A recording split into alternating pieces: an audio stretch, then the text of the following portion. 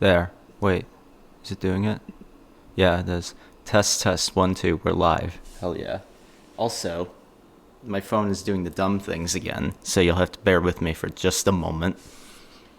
Let's go to the face cam first, and I'll summarize what we're doing. Oh my god, that looks like crap. I look so bad. Hello everyone, welcome to the stream.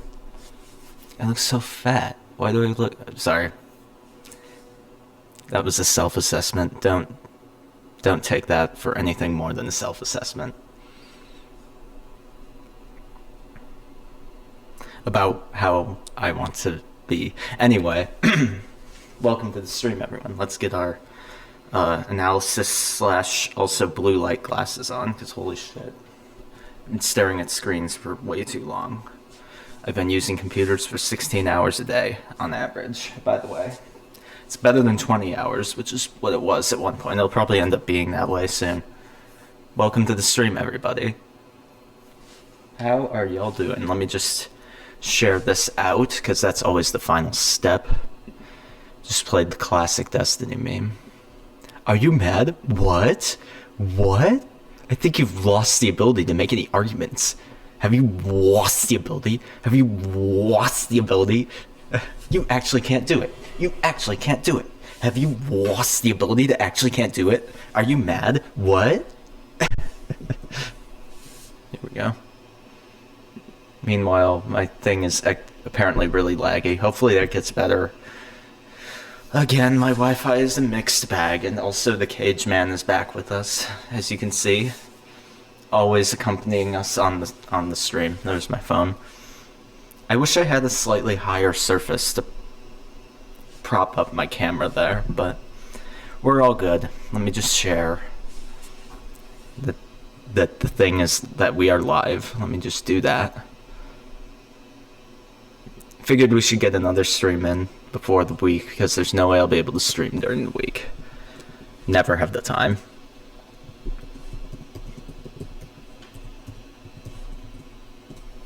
Live analysis.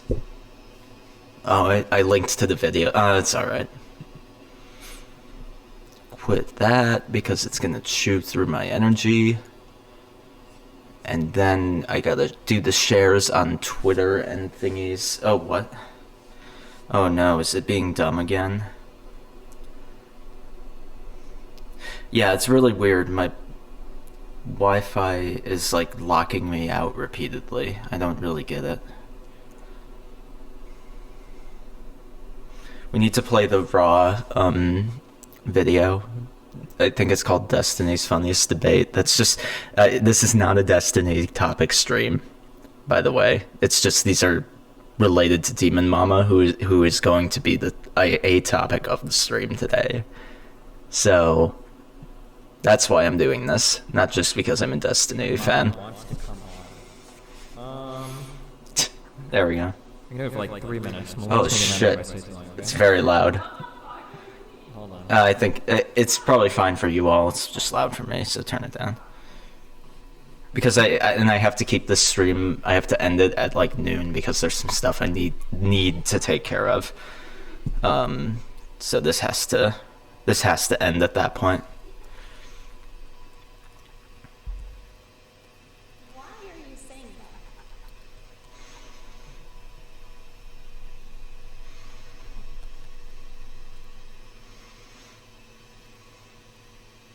that? Hey, hello? Hello. Hello. Dude, this conversation. I'm sorry. This conversation. Debate. You're Nathan. so desperate to like shoehorn. This guy is like the nicest guy in the world. He's been like super chill the whole conversation, and you were like so thirsty. That wasn't copied. Why? Wait, what? Is that your What? like unironic read of the conversation? That is like the easiest read of the Dude, okay. You should go back. Wait, Wait, wait, no, wait, hold on. Wait. Like ramble on your dipshit much. That's great, I know, but I'm just telling you. So I'm just I like Demon Mama's like acting, her overacting. Talk for more than you both did combined for the conversation, okay? No, you didn't. You're really great at doing like all of the little like clown symbols to show like how desperately you're not knowing. But literally all of us like listen. I'll be honest, Destiny is a piece of shit to Demon Mama though.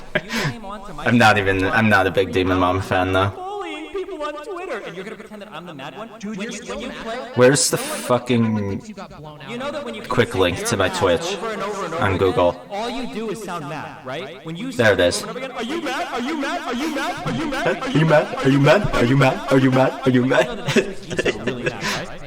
You know that every time you make one of these dumb faces, you're like you're literally the comic. So this was my introduction to Demon Mama, to be honest. Mad, you're mad, okay? But then I looked into this, and he was being bad faith on purpose, apparently. Wait. Wait. Wait, hold on, let me do it. What? What? Turn one of those off, sorry. There were two of them. Are you still mad? Okay, Wait. dude. What? I love how, like, Demon Mama is, like, freaking out, too. This is great memes. Okay, so this conversation, the entire time. Hi, Destiny. Please, I don't want to say hi to you. You're a fucking loser. I don't want to say hi to you. I'm not calling you to say hi to you, okay? I'm just calling you. You're so mad, dude. This is actually hilarious. Wait, are you mad? What? What? I've lost the ability. What? I think you've lost the ability to make any arguments. Have you lost the ability? Have you lost the ability to be a? Have you lost the ability? Have you lost the ability? You actually can't do it. Lost the Have ability? you lost the ability to actually can't do it? Are you mad? What? So this is gonna be beautiful. What? Yeah, what? You're not on. What? What? No, not really. Because it's like a 2-minute conversation. Okay, so backing up before all the theatrics. Okay. Wait, what do you mean your theatrics? You screaming about me and doing wait a minute? Like this is literally like this is one of the most hilariously mad interactions I've ever had with somebody. Let alone like What? yeah, literally. What? You immediately start What? screaming. It's hilarious. You are so it's like, Okay. I didn't know Tweeted. it was possible for I wish I could also do, like, Nier or Sinnoh gameplay, but it's alright. 100%. It's alright. 100%. What? Okay. So anyway, you talked to the scrub king. Are you broke? You talk. You Right talk. now or drunk? Like I'm It just really did seem like he was drunk. I've never seen you behave this embarrassingly in like when Okay. like I'm just gonna talk, and we'll see if we get to the sentence. I know you're gonna interrupt me. So I mean, you the scrub literally king came on to this. The Scrub They King. were incredibly kind. They were incredibly courteous. Yes. Tried to engage. Intellectual heavyweight, the Scrub King. We were just so unbelievably thirsty. Then again, all these people have names like that. When they weren't trying to make any I mean, argument Demon Mama, intellectual heavyweight. critically with a single thing that he said, and you ended up saying like so many things that were just mind-numbingly fucking stupid. Okay, I promise we're almost ready, guys. So like when you're unwilling to admit that on average men are greatly more physically capable than women. okay. Is that something? I'm curious. Wait. Wait. Yeah, correct. You like had to caveat the fuck out of it. Okay, wait. Then you know what? Then let's just settle it right now. You Okay. think that on average men are much more physically domineering than women. Wait. Domineering or strength? Strength. Domineering. Yeah. I need to listen to it just to make sure we're all good, and then we're going. We do not have anything. Promise. Okay, wait. I'm glad you're looking at that. No. I'm not fixated. You asked me one thing and I gave you one thing. Here's another thing. Do you agree that there's a difference? Here's another thing. Wait. Here's another thing. Play. Listen. It's my turn. Well, you asked me for it. I know. I'm just trying to clarify. Listen, Do please. you agree that Play. there's a difference between being aggressive versus being legal? Please play it. Do you think there's a difference between being That never was talked about. Yeah, okay, we're good. So you acknowledge Nice, let's just do it. between being aggressive Let's get it. causing significant harm. Anyway. I'm really I wish you would have admitted that. Alright, so here's what we're doing, everyone. Now that we're ready, welcome to the stream once again. So what we're going to be doing is we're going to be reacting. We're not going to finish it because it's a 2-hour debate, which inevitably means that I'm going to be pausing it and it's going to be like 4 hours. So I'm not finishing this. I'm going to do it for like 2 hours, so I'm probably going to get halfway through it. We are watching RGR versus Demon Mama, and they were debating. It's hard to explain even what they were debating. I think the original topic was like what woman means in the context of like transness, and I just thought it was very interesting philosophically. I personally think, based on what I've seen, that RGR won, but that's just my opinion. I don't know. I think it's an interesting philosophical test. But the reason I think RGR won, as we'll see, is because she actually employed philosophy. Whereas Demon Mama kind of appealed to linguistics, which could work. But I don't know. As somebody who does like actual, or like it goes to school for this, and I'm assuming RGR did as well, I feel like RGR won. But anyway, I just thought it was an interesting topic. And I would like to analyze it from a philosophical lens. Obviously, being that they're both trans, I, take my word with a grain of salt because I am not trans. So, but I'm trying to more commentate on the argumentation and like the flow of the debate rather than the validity of an argument. I'll make comments when I feel like it's like I can adequately like prove them. But yeah, that's basically my objective. It's not to I'd heard about this debate from some people, which is why I wanted to watch it. So let's get right into it. Oh wait, that's not the that's the meme. Here we go. Oh frick, there's ads. Okay, well when the ad is done. How? I'm a dasher. Signing up with I'm a dasher. Okay. But you do realize Okay, that here we go. of gender, you use the word gender 2 times. So Where does that start? you said that All right. is a totality of objective gender and subjective gender. So how can gender be defined? All right. No. Gender is there's 2 types of gender. To be fair, this is late in the debate. It's the hook, so There's no. you know what? I'm gonna skip the intro because the intro is very long and spoils and also takes people out of context because it's the intro. So here we go. Let's skip straight to it. Supporting like biological sex. I think Riley's playing Skyrim or Elder Scrolls Online. So what the literature is pretty clear on is that, Yeah. like, bimodal distribution of sex. People exist on the spectrum of sex. Usually you want to focus on like the qualities that are sexed in a person rather than trying to sex an entire organism, right? So usually like Yeah. people, like based on totality of their qualities, will fall into, based on those qualities, categories which we'll probably find as like male and female. Obviously there are people who don't fit into those. Trans people are a great example. But then there's a question of like, okay, so like how do we define these smaller traits which individually make up some organism, right? Side note, by the way, something I love about this is I feel like Demon Mama and Riley or RGR look very similar right now, and it's kind of making me smile because they both have like the same like hair coloration and glasses.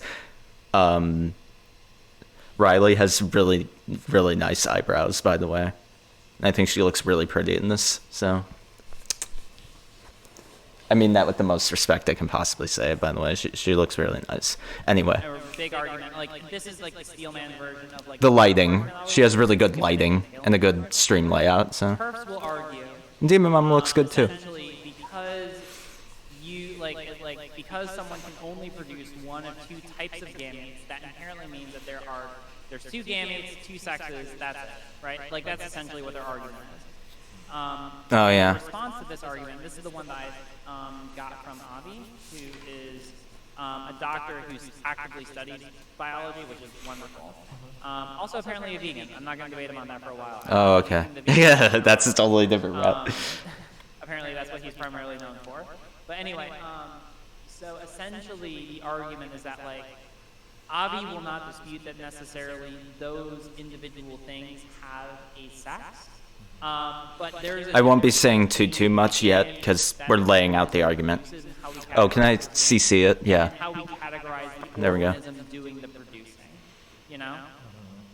Why is it so small? Essentially, like you can like and so like and again, I'm not saying that Can I that's control necessarily that? the best way to do this. You know, I take a scientific realist approach. I think that the best way of categorizing Okay. something is the way which gives the most consistent. Oh, here we go. Yeah. outcomes.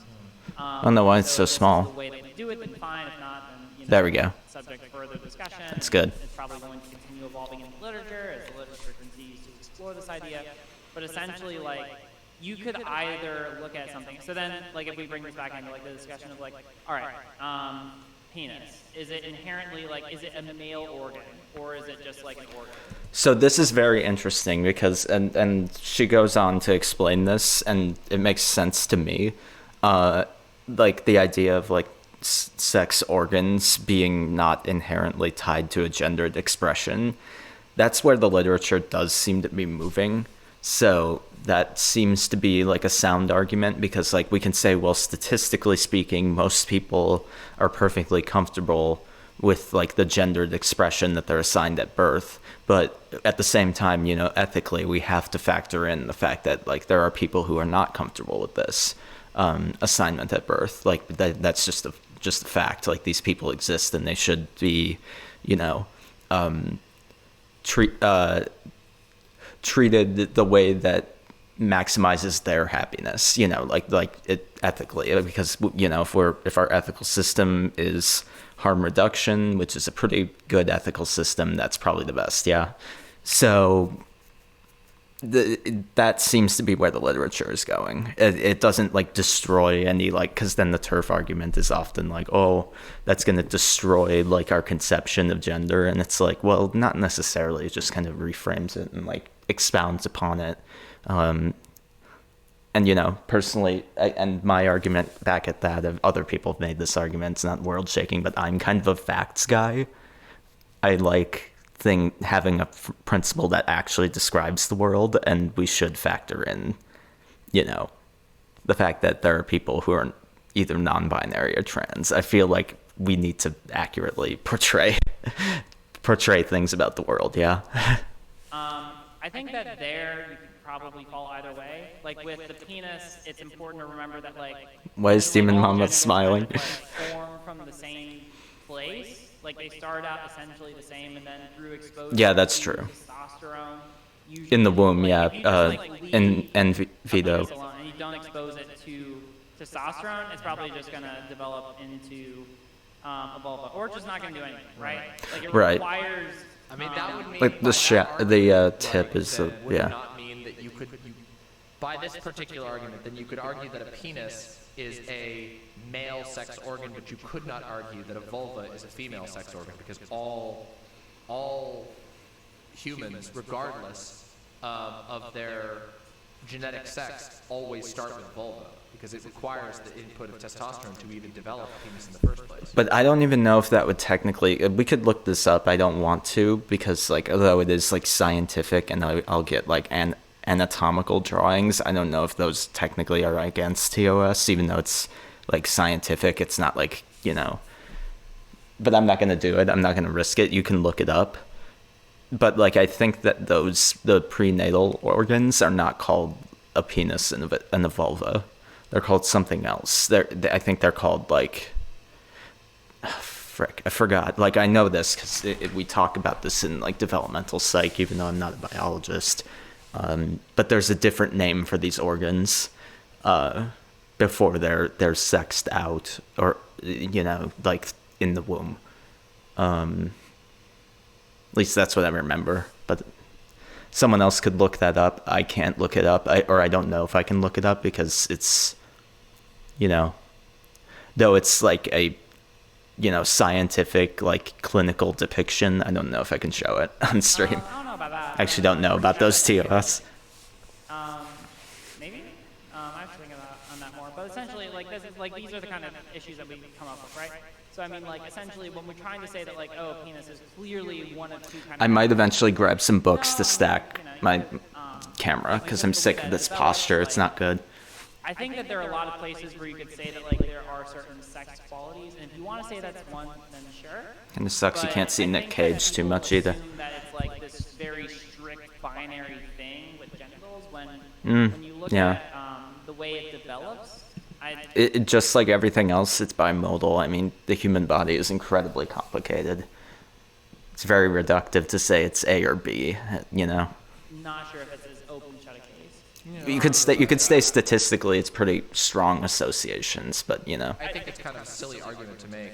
To me, So they're pretty agreeable for a while in this. Is functionally Put this up like, here. arbitrary, and also so it doesn't give us anything. Like we don't gain anything from calling a penis a male sex organ and a vulva a female sex organ. We don't gain anything from that. We could just call them penises and vulvas, right? Like, Right. Why do they need to? Depends on how we're using the term like male and female. Well, the only thing that we could possibly gain, and like I remember once having this argument. I don't know how much I agree with it anymore.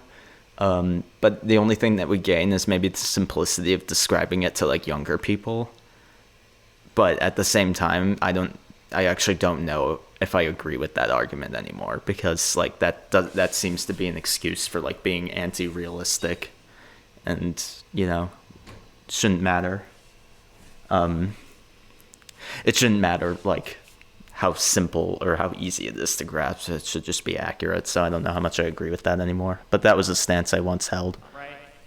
So I mean, if we're using the term male and female to describe like different paths of sexual development, then it might give us utility because it means. I can't see Riley underneath the text. That kind of sucks. Wait, but by that same argument. But I know the cameras change. That it would be okay for like trans people to. I will say RGR won a follow from me after this. No. Like I'm very specific to say that like, again, because of the fact that like, the literature seems to be moving towards more defining qualities of the person with sex rather than the entire organism, then you wouldn't be able to define like a trans woman as like a quote-unquote biological male, right? Well, because a trans woman, especially on HRT. Now, pre-HRT, it's going to be a bit of a harder argument. Oh yeah, this is where they get into the dicey territory. There is evidence to be able to suggest that like there is still some kind of biological quality. I mean, like gets into the question of like, what's the cause of gender dysphoria? What's the cause of people wanting to be trans in the first place? Like, what causes those mental functions which happen in the first place? There's probably something there. There's some literature to suggest that like the brain is It's not. Well, yeah. Unless you're a dualist and you believe there's like. Right. Unless you believe that it's like a soul thing, like you have a female soul. But I don't believe in that. But what's weird is Demon Mama will later go on to say stuff that suggests that like she does believe that it's like something that you can't find. And like this is an argument that I got into with a colleague in my cognitive science capstone actually recently. Because she was making the argument like, isn't this like whole debate about like where we can locate these things in the brain getting kind of tired because we never can locate it? But then I would say like what I know about the brain is that you can't just pin down any one thing to a location in the brain. It's not that simple. The brain is a lump of neurons that are all interconnected. So like you would have to get to like infinitely detailed regression to explain a thing in the brain. It's not productive. So, but Demon Mama says things that both affirm and deny this point. So I don't know. It starts to get really muddy later on. And I don't really know why Demon Mama takes the stance that she does apart from political expediency, which I don't like saying. Because it sounds like I'm just like, oh, it's only politics. But like, I don't know. It's hard to say. We'll see how it develops. And I could be misremembering. I watched the debate once. So I mean, I'm not going to believe that. But I mean, like, I could have misheard. Careful here because you can easily get into like some trans medicalist argument. There you go. Because, I mean, then Those are the ones you have to... like then we are necessarily, I mean like... Those you have to be careful of because obviously those are... Oh, you know what they should do? They should put this on higher speed. Like a 1.5 or... I think 1.5 will work, yeah. That'll help us move quicker. Shoot. You have to be careful of those because those arguments make, flawed assumptions about like... I mean, my classic argument has always been why should the body not change to fit the mind and not the other way around? If somebody feels like they are a woman, why should the body not be made to fit the mind instead of vice versa? Because the mind is what makes us who we are. So, good morning. Doing a morning analysis. My roommate just came in. Doing a morning analysis of that debate I mentioned last night. Oh, not productive. What? Not productive. Yeah. I was like, I wanted to do it anyway, but I don't know if I'll finish it because it's 2 hours long, and I've been pausing. So I averaged it out. It's like, that means it's going to take 4 hours, and I don't have 4 hours. I need to stop by like noon because I have stuff I need to do. But But we'll see how far we get. You aren't necessarily getting into I put it on chipmunk speed, because often even though they preserve the, accidentally start like drawing you know, lines, pitch. unfortunately, like people about trans discourse are usually able to have like a pretty good head about these sort of things. Right. Yeah. Just because like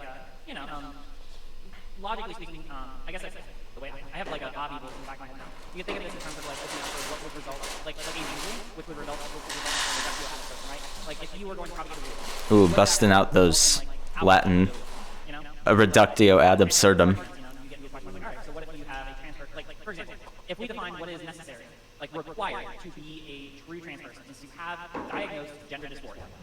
That's going to have a problem because that naturally means that you are going to exclude people who we probably would define as trans, but who may not have experienced gender dysphoria or who may have not been sufficiently diagnosed with gender dysphoria. Right? Yeah, or who are incapable of being diagnosed, regardless of the fact they're actually trans. Yeah, exactly. And so, like, that's an example, and I mean, like, that's Right. the argument today that biological transmendicals are wrong. But that doesn't mean that there's not a different definition of what Real quick, guys, I'm gonna get something to prop up this camera so that I don't have to lean forward like crazy. Hold on, I'll need to put up the face cam because it's actually kind of like messing with me, and I know it's bad posture. We gotta practice our posture, but you see, there's not enough headroom. I'll be right back. It won't take me long. I have a stack of games that I can use to prop this up.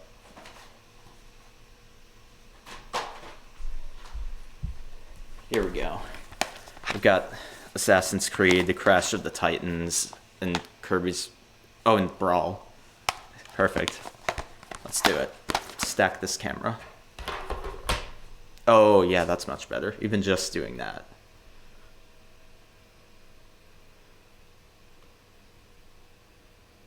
Hold on, just gotta get that angle just right. Yeah, now I have to lean back, yeah.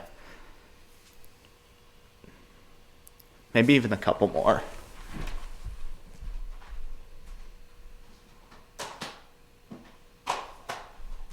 Here we go.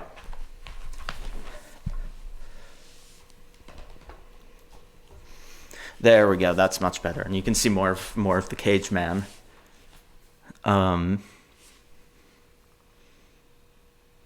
But yeah, back to the subject of the debate though. Like, I mean, there we go. The thing is, like, the trans medicalist arguments are flawed, but like mostly because they don't account for that. Like, they act as if it's all in the body, and that kind of goes back to my argument that I was making just a minute ago about like why should it doesn't make sense to value the body over the mind in terms of like expression of self. It just doesn't seem to track. I don't know. Doesn't seem to be a sound argument. trans, it just means that we want to be able to have a definition which does not exclude people who we do not want to exclude, but also doesn't You gotta include people who fix do my not, camera. Right? We probably don't want to say that, like, and this is this is also my take, and this is probably this is probably like my spicy. Oh, here's where we get into But I this. think I'm pretty pilled on this or whatever. Pretty pilled on it. I don't think that we can just say anyone who identifies as trans is trans. Ooh. I don't think that. I think Why? That naturally. Well, I think that the reason why is if we go Here's where we get into it. and get into it's a logical. Here's fallacy. where we get into it. Basically, like, it's a logical fallacy to say that just saying that This is the one. equals being that thing.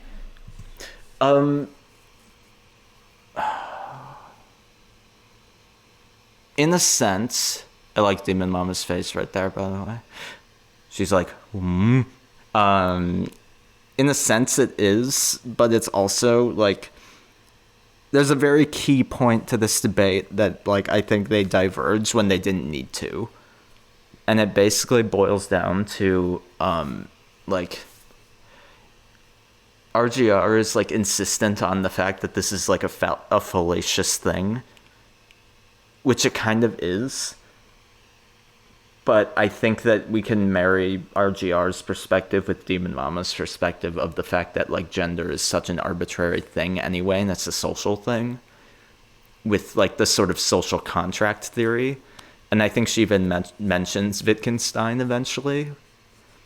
But the social game kind of dictates that these things have meaning. That meaning can change. But, like, it's also like we decide that they mean something. So like, for example, we have changed our definition of gender within the past like 20 years to include trans women, our definition of women to include trans women, when before that would have been like a reprehensible idea. And that is an example of like, well, hey, the gender still stays intact. We've just changed the definition to be more inclusive. Regardless of what like the alt-writers, the little dumb alt-writers say. But that's a whole different thing. Anyway. Now, I think that there's a definition of what it means to be trans, which is able to accomplish the same thing. Yeah. Which is essentially like, so for example, here, let me pull up like the definition I have relied on, which seems to get me through most things, right? Usually what I look at is like objective and subjective gender. So like objective meaning the totality of your gender expressions and how society reciprocates your preferences. Yeah, I can see the objections boiling up in Demon Mama. Processes which motivate you to make those expressions, right? So for example, if you say, I am a woman, that is a gender expression. That's an expression that you make to society. And if you're in a social space which recognizes that expression and acknowledges that to me, that you are a woman and treats you like that, and objectively speaking, you have met the criteria to be a woman. So then right? you don't set that as the criteria? No, I would say that. I would say that this is like a good criteria, and also like we can test this against. Yeah, it's a good A criteria. good way to be able to see if a rule like this or a principle like this works is to be able to test it, right? Because I think that like this is what we see, for example, in the two coolest examples I like are closeted trans people and Discord.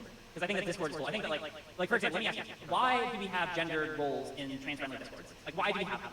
I mean, because we have them, because our society and our language requires that we frequently use pronouns, and we create, in order to facilitate comfortable use of pronouns, and we unilaterally agree to have, I mean, those of us are trans-friendly spaces, we'll have bots that will automatically allow you to identify. Right, but I mean, like, if you go into an online space, like, I mean, that's a good thing to do.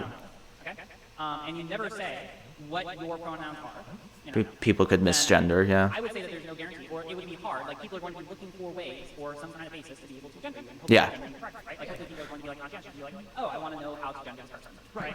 Yeah, and that's what we do, because that's like, I mean, Demon Mama was right. Like, that's what we do because of how our language works. Like, we have to, like, it's very hard to go through a conversation without mentioning a gender. It's very difficult because you have to, like, there's so many instances where you can just say, like, that person, but then it's like expedient to say he, she, or they.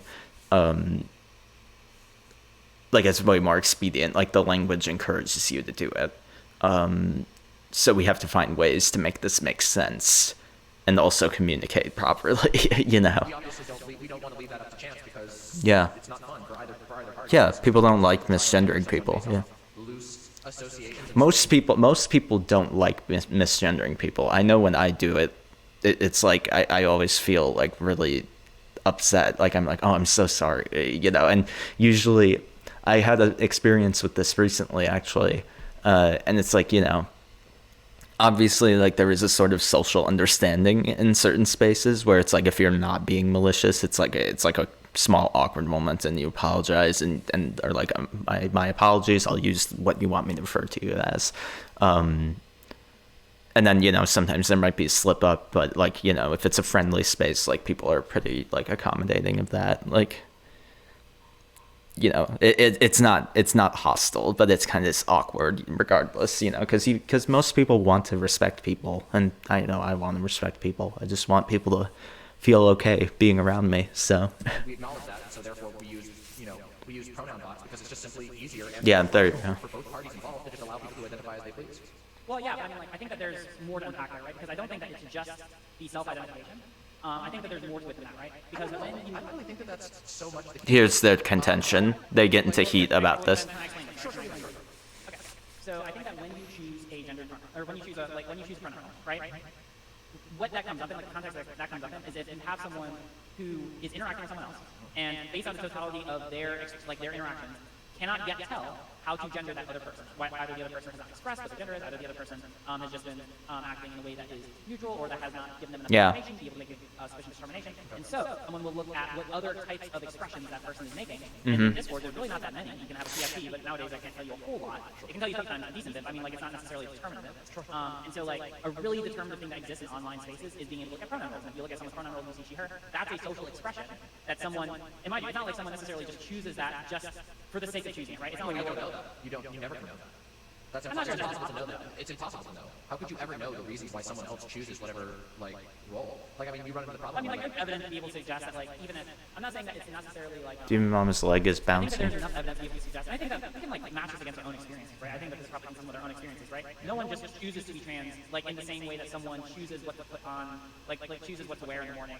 Like there Right, because this, I remember seeing a really dumbass argument from, we could even watch it as an aside. I might have even already watched it on stream. I think I actually did, where Hunter debated Beardson or whatever that dumbass's name was. That guy was like using all sorts of shit to like describe trans people, and he like makes no sense. He, you know, because he's under the impression that like trans people are literally like, you know, just like fetishists essentially. And it was so dumb. Like, oh yeah, you want to chop your dick off just so you can prance around in a fucking dress. And it's like, A, no, that's not what it is. B, you can do that without transitioning. And there's many people who do that. It's not. And notice, like, being trans, like, is not completely tied to clothing. Because notice what RGR and Demon Mama are wearing here. They aren't expressing femininity like super overtly right now. Just like, you know, we wouldn't expect a woman to like, or, you know, a cis woman to constantly express femininity at all times. Like, that's stupid.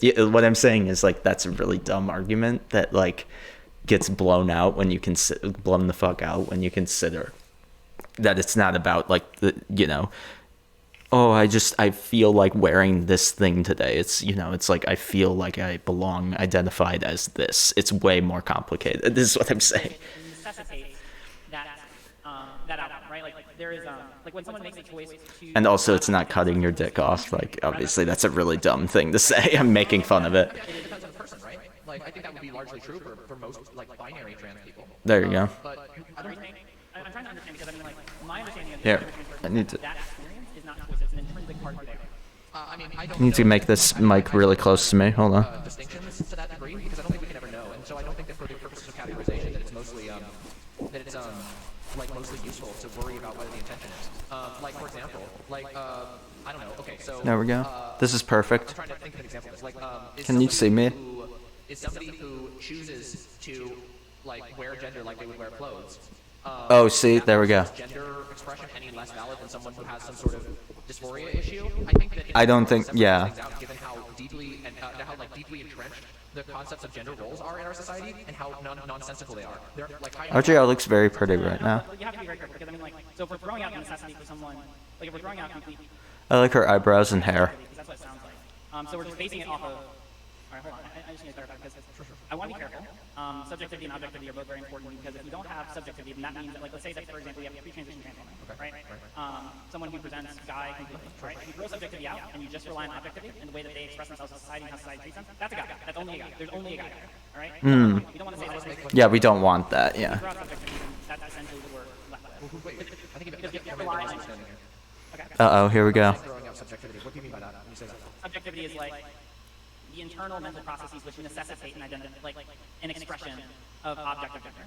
Right? Because you can't just say that, like we cannot. I don't think there's such a thing as objective gender.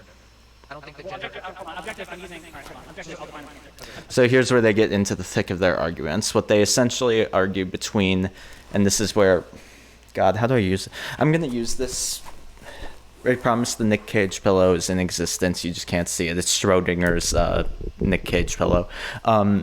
So essentially the argument that I get into here is about, like, the internal experience of being trans versus society's evaluations of that experience from, like, visible from like visibly seeing it. The problem is I think they both hit on it on good points, but RGR ultimately wins on like technicality. Because Demon Mama basically states a point and then leaves it at that, whereas RGR uses like philosophical principles to illustrate her point. Anyway, where was I going with this?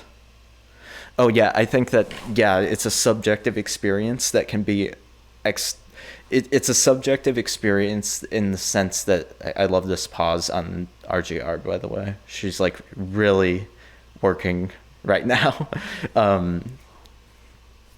It's internal in that, or it's like, it's about as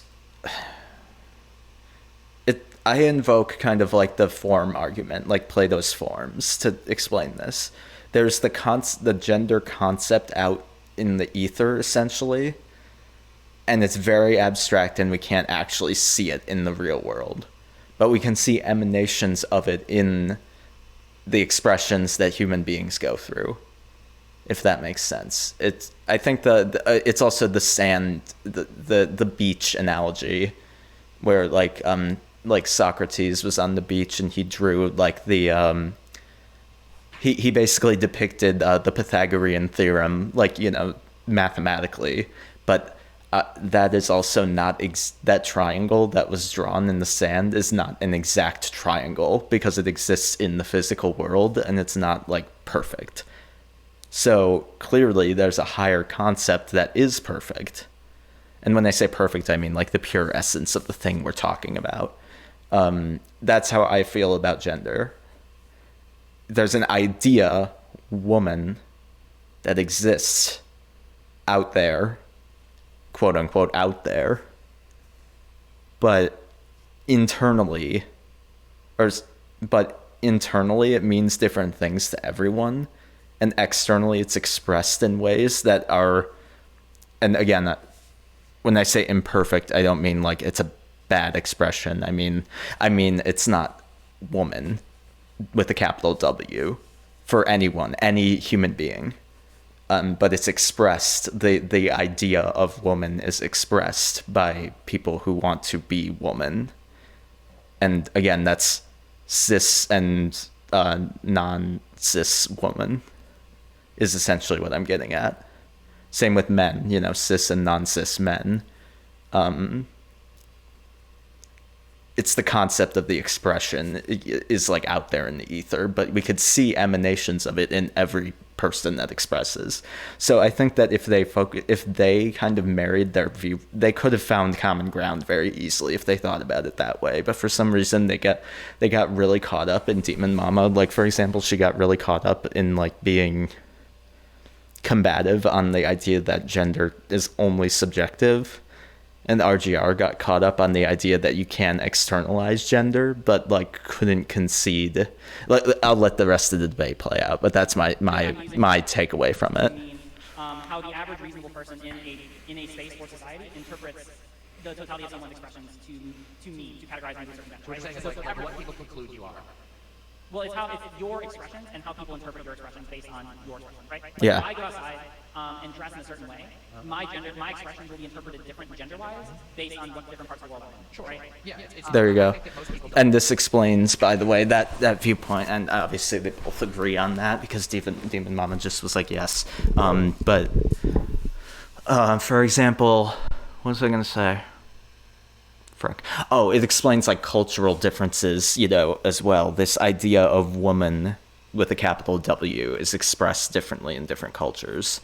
So the only way you can explain that is if it's, again, the idea of woman is out there, quote unquote, it's the form of woman is out there, but it's expressed differently by different people. Yeah. I think that they got caught up is they were really entangled with the idea of like human beings being the form, as opposed to making the form argument. I think functionally and linguistically we can say, you know, for example, we can say, oh, you are a human being that emulates the form woman. Like, it's easier to just say they are a woman. So functionally, obviously, we just say that. But, if we're talking philosophy, I mean... have a coherent set of rules for that. I think they just literally follow their emotions. Well, I think that no, but that's why I'm trying to make it a reasonable standard because it's Yeah. not based necessarily on some kind of like hard set like. And RGR is using very legal language, and I know she's a law student, so... It's based on how the average reasonable person in society interprets, right? That's going to change all the time. Is she actually on, Overall, you look at, like a certified lawyer? It's going to be like broad trends in what people expect, right? In America, kind of like Western, kind of. I like her necklace, too. You have some broad trends like long hair, dresses. But I think those are like really, really like, I think those are incredibly fuzzy. Like in my experience as well. Well, it might be fuzzy, but we're talking about like broad averages, right? Like broad, and those can change over time. Those Mhm. can be, Yeah, those can be yep. time and context specific, right? But like Yep. broadly speaking, we're just talking about like the average image of a woman in society. That can There be you go. people, like, That, activists and push that so narrative. actually, RGR makes this argument more. She should have stuck with this throughout, like as she was getting critiqued by Demon Mama. She should have held true to what she just said. I think she drifted away from it, but we'll see. Time. That's like a really important aspect of what a lot of like trans activists, not using that term disparagingly, but, like, Yeah, actually a lot of, activists, like, what the work not that like they do entails is that they keyboard push warriors. The average reasonable interpretation of what it means to be a gender by virtue of drag queen.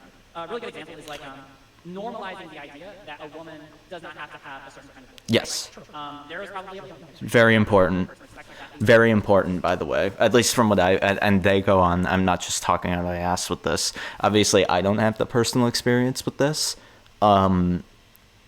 because you can pretty clearly tell that I'm a man and I identify as a man.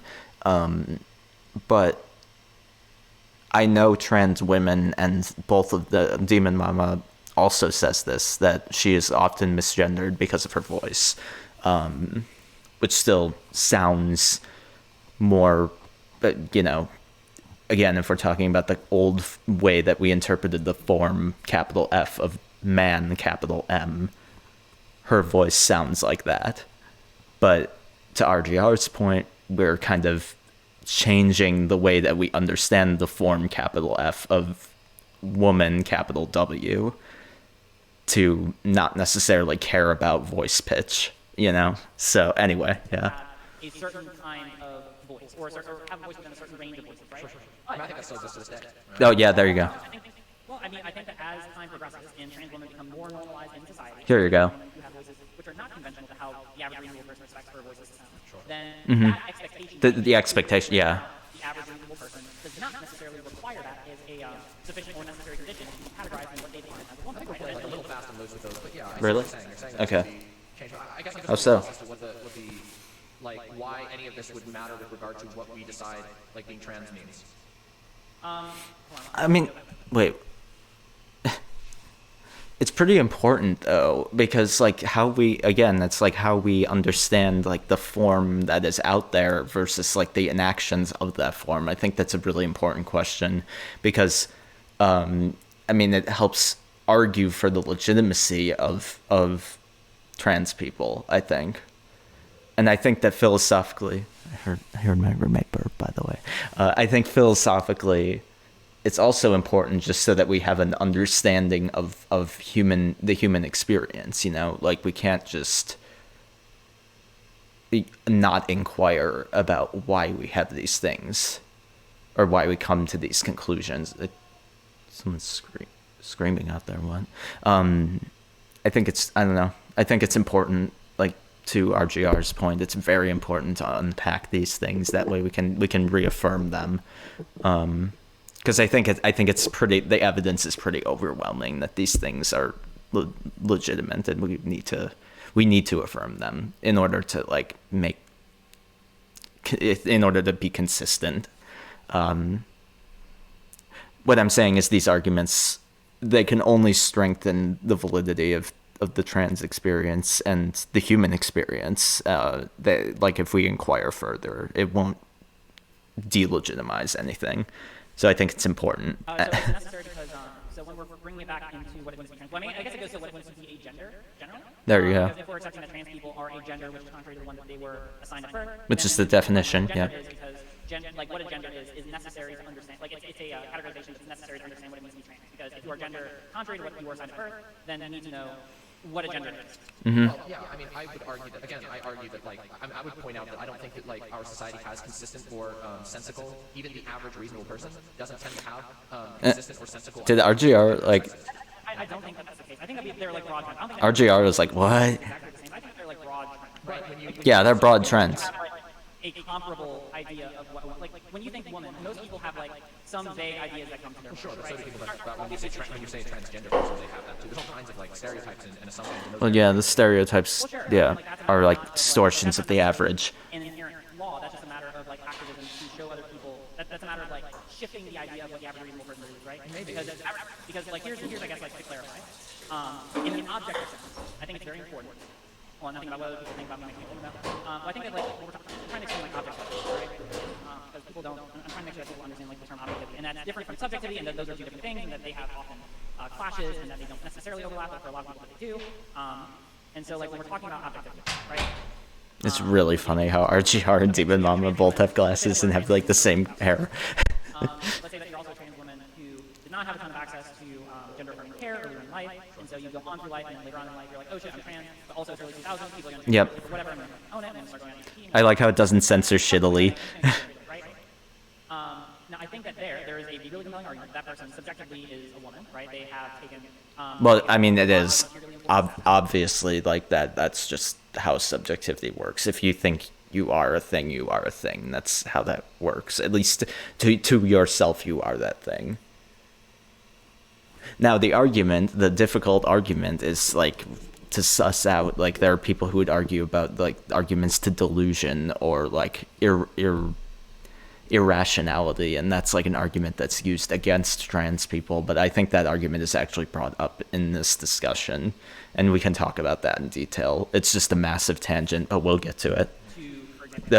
To explain why transness is not a delusion, but thinking you are the president is, you know. Like start identifying as a woman, to start expressing themselves as a woman, to start telling other people that they're a woman. Like they took those steps. Like that's an interesting discussion that they get into. It's not just a choice. Like they realized that they were intrinsically a woman, right? But then when they go outside, they may not be treated as a woman because society is at this point, based on the average reasonable person's interpretation of what a woman means, they may go outside and they may not be treated as a woman. That is not necessarily like that has nothing to do with their subjectivity, like with their subjective understanding of gender. And that's not saying anything negative about their subjective understanding of gender. Like subjectively, they are completely 100% a woman, right? Yeah. But there also is a meaningful understanding and being able to address the fact that like they're not treated as a woman in society. Well, yeah, Right. I mean, that's just passing, right? This is just That is passing, how. right?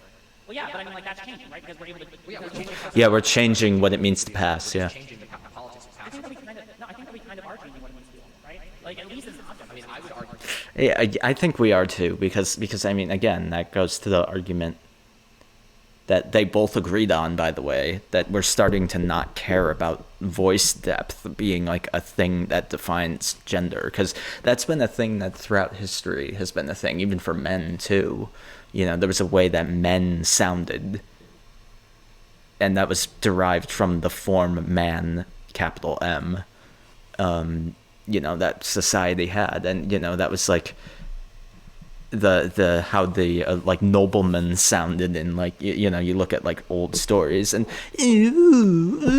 like that was how men sounded back then. Like a man, capital M, would sound that way, and a woman, capital W, would sound a certain way.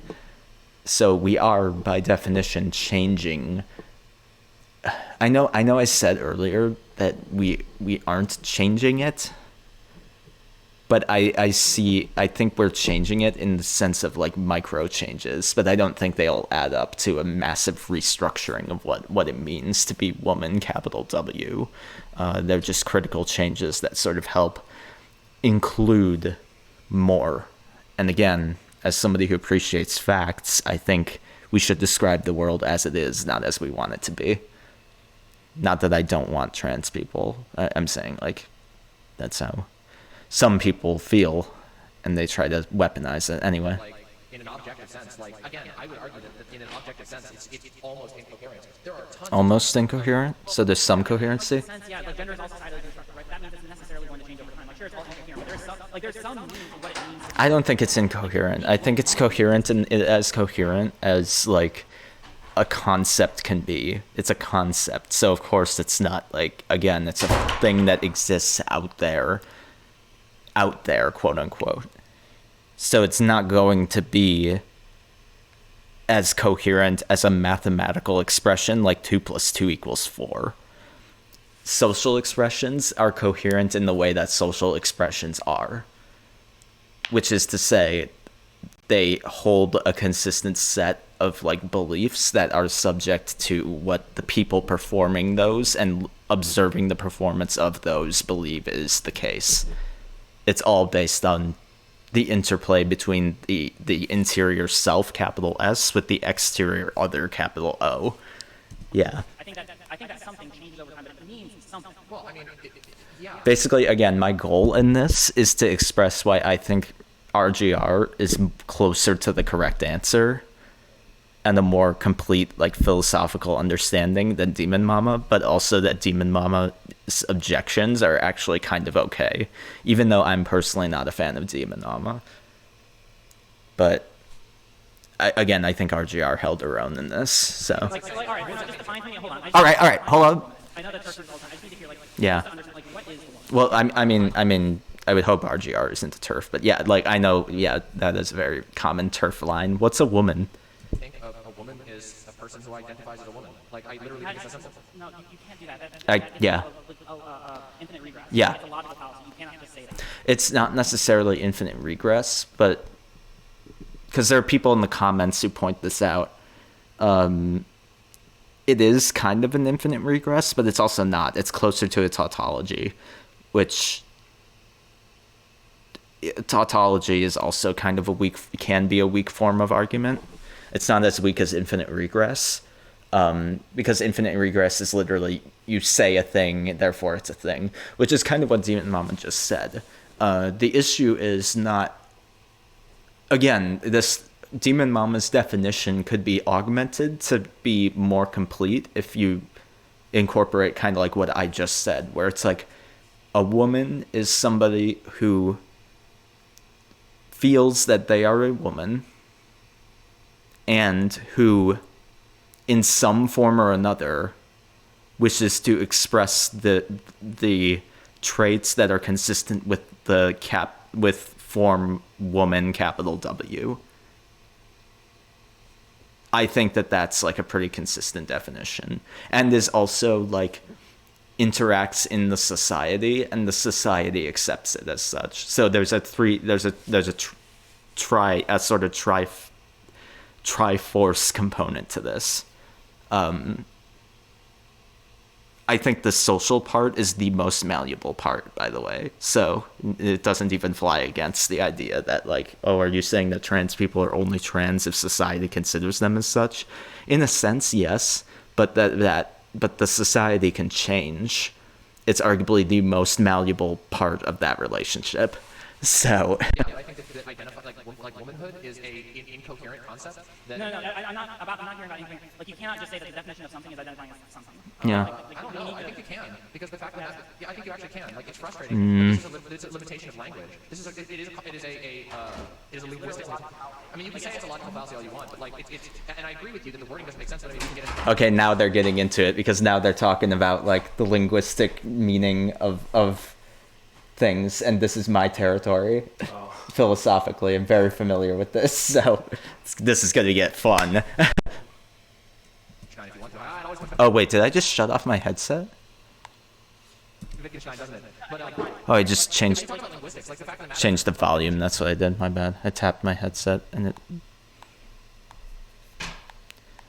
Witten Schneider. I always went back. Why is it doing that? Why is it being like really stupid right now? Hold on. It's a logical fallacy all you. Here we go. Yeah, I just changed the volume on my headset. My bad. So I don't know about this, like, because what I learned about Wittgenstein is that the language game theory basically affirms RGR's point more than Demon Mama's point. I mean, Demon Mama's correct. There is a linguistic limitation, but I don't know if it's a limitation that we should say, like,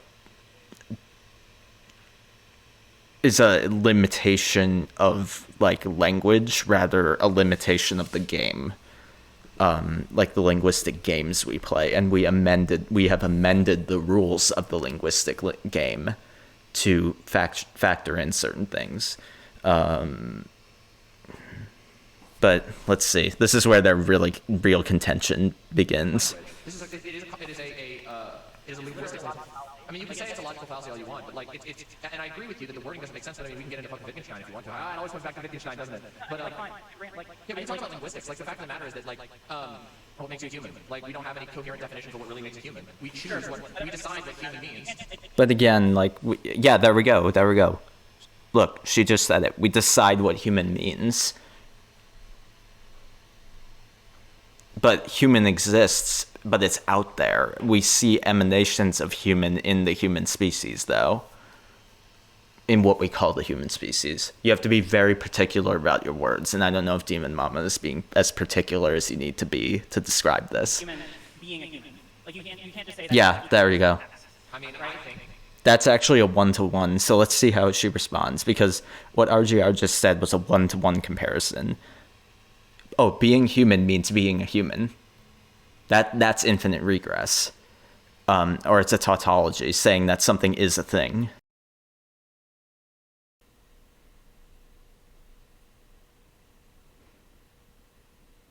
We good?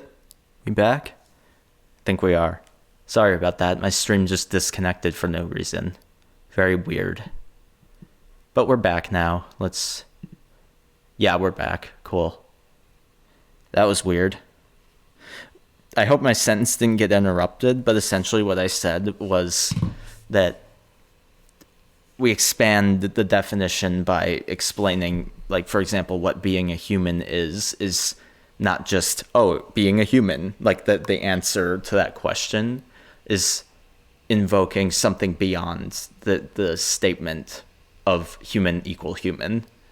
Like, that's just a very flat way of explaining a thing. Likewise with being a woman, it's a 1-to-1 comparison. I was gonna say, like, we need to see how DM responds to this. Let's see. Go back to the mainstream. There they are. There they are, looking very similar, which is very interesting to look at. With the glasses and the hair. That's what's kidding. Then a woman is a person who identifies as a woman.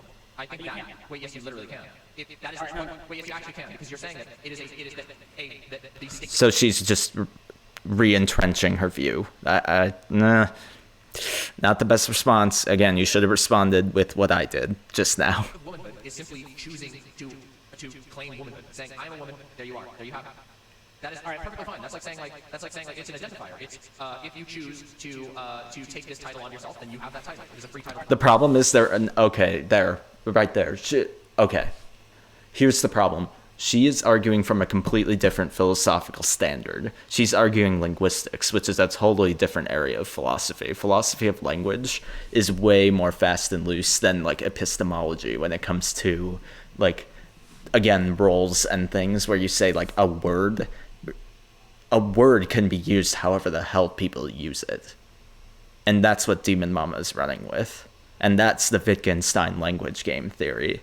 But to incorporate some Wittgenstein, right now, they aren't playing the same language game right now. They are talking past each other. And that is where a borderline rage quit is going to happen in, like, I believe, like 5 minutes. So let's go. Like, you need to be careful. This is literally, alright, so when people make the attack helicopter meme, this is literally the logic. There you go. No, actually it isn't. Then how is it? Alright, Okay, how is it different? Now, I'm really trying to be, like, thoughtful with this. Sure. I mean, it sounds like you get a little frustrated about it, but that's fine. Like, if you want to, like, I mean, I'm okay with it. What's that? No, I mean, like, it is a little, like, alright, sure, it is a little bit frustrating because, I mean, like, I care a lot about making sure that our arguments are able to stand up to scrutiny. Yep. This is a very, Hey, don't matter us. I'm an individual and you're an individual. I'm not going to be. Okay, you are a representative, alright, you are acting as a representative of a larger community. Alright, when I'm saying us, yes, like, you are not just acting as an individual. Come on, Demon Mama, stop being reductive. What she means is that you're both trans women with public platforms who make arguments advancing trans rights, and that's what she means by our arguments. She's not speaking for you. Settle down. It's okay. Yeah, actually, I mean, that is true. You sound a lot like Destiny right now, to be completely honest. Oh, it always comes back to DGG. And of course, Demon Mama fucking hates DGG for reasons that are not entirely unjustified. I mean, we just saw. Are you mad? Are you mad? Are you mad? Are you mad? Are you mad? I think you've lost the ability to make any argument anyway. But I mean, that was a good meme, to be honest. Why are you attacking personally? I'm not attacking personally. I'm just pointing out that in this moment, like you're saying, you're basically implying that if I have like a flawed argument, then I'm somehow misrepresenting the trans community, and I don't know that's not. But that's not Destiny's argument. His argument is that your arguments are dangerous, not that you are misrepresenting them. I don't know. I'm forgetting what Destiny's exact take was, but he's not in this debate, so I don't know why they're talking about him so much. Don't take my word. I'm not saying that you're misrepresenting. I'm saying that because you're a public figure, I want to make sure that your arguments have strong validity. I want to make sure your arguments have strong validity. I wouldn't want you representing us poorly. I have done, I can guarantee you, I've done a ton of work to make sure that they are able to stand up to scrutiny. I've gone against Likewise, me too. Also, I've been kicking at this a bit longer than you have. I mean, what, is this supposed to be like Measuring cost? Yeah, what? What is this? Wait a second. Hold on. Let's take a second. Here we go. I pointed out that this was becoming. I'm not getting worked up is because you're not listening to me. Like, Wait, hold on a second. No. Can you define one? Hold on. Are you talking? Is Riley struggling with identity not being objective? No, you cannot. Oh, she's arguing with her chat. Equals y plus X. All right, do you see a Okay. How do you Do you see a define problem? X equals y plus x. X equals y plus x? I don't see how this is coherent. Like, how does that tie back anything at all? But isn't that like an equation? Like you can solve for X in that equation though. Using certain like algebra, right? That's not an incoherent statement. To be fair, when Riley gets into it about let's look this up. Let's verify this like algebraic expression. It's been a while. I'm not a math major, so I could be wrong about this. Is the expression x equals y plus x like incoherent?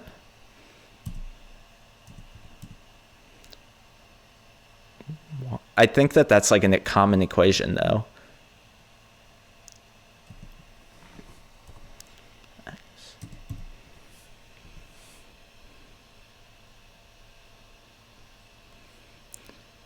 I think we could look up like Khan Academy videos. Oh, you know what that is? Oh, wait, no. xy equals x plus y. How do you solve for x?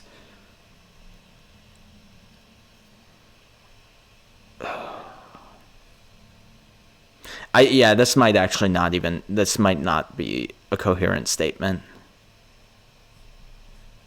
It would have to be like a Boolean yeah. Let's look at images. Hold on. Get some math. Here. Hold on. xy equals x plus y, which is you can divide by x. Yeah, divide both sides by x. If x is equal, did we get a definition of x in this? I'm trying to read this carefully here. Again, I'm not exactly a math person either, so. But I think that I don't know. I feel like I've heard y equals x plus y before.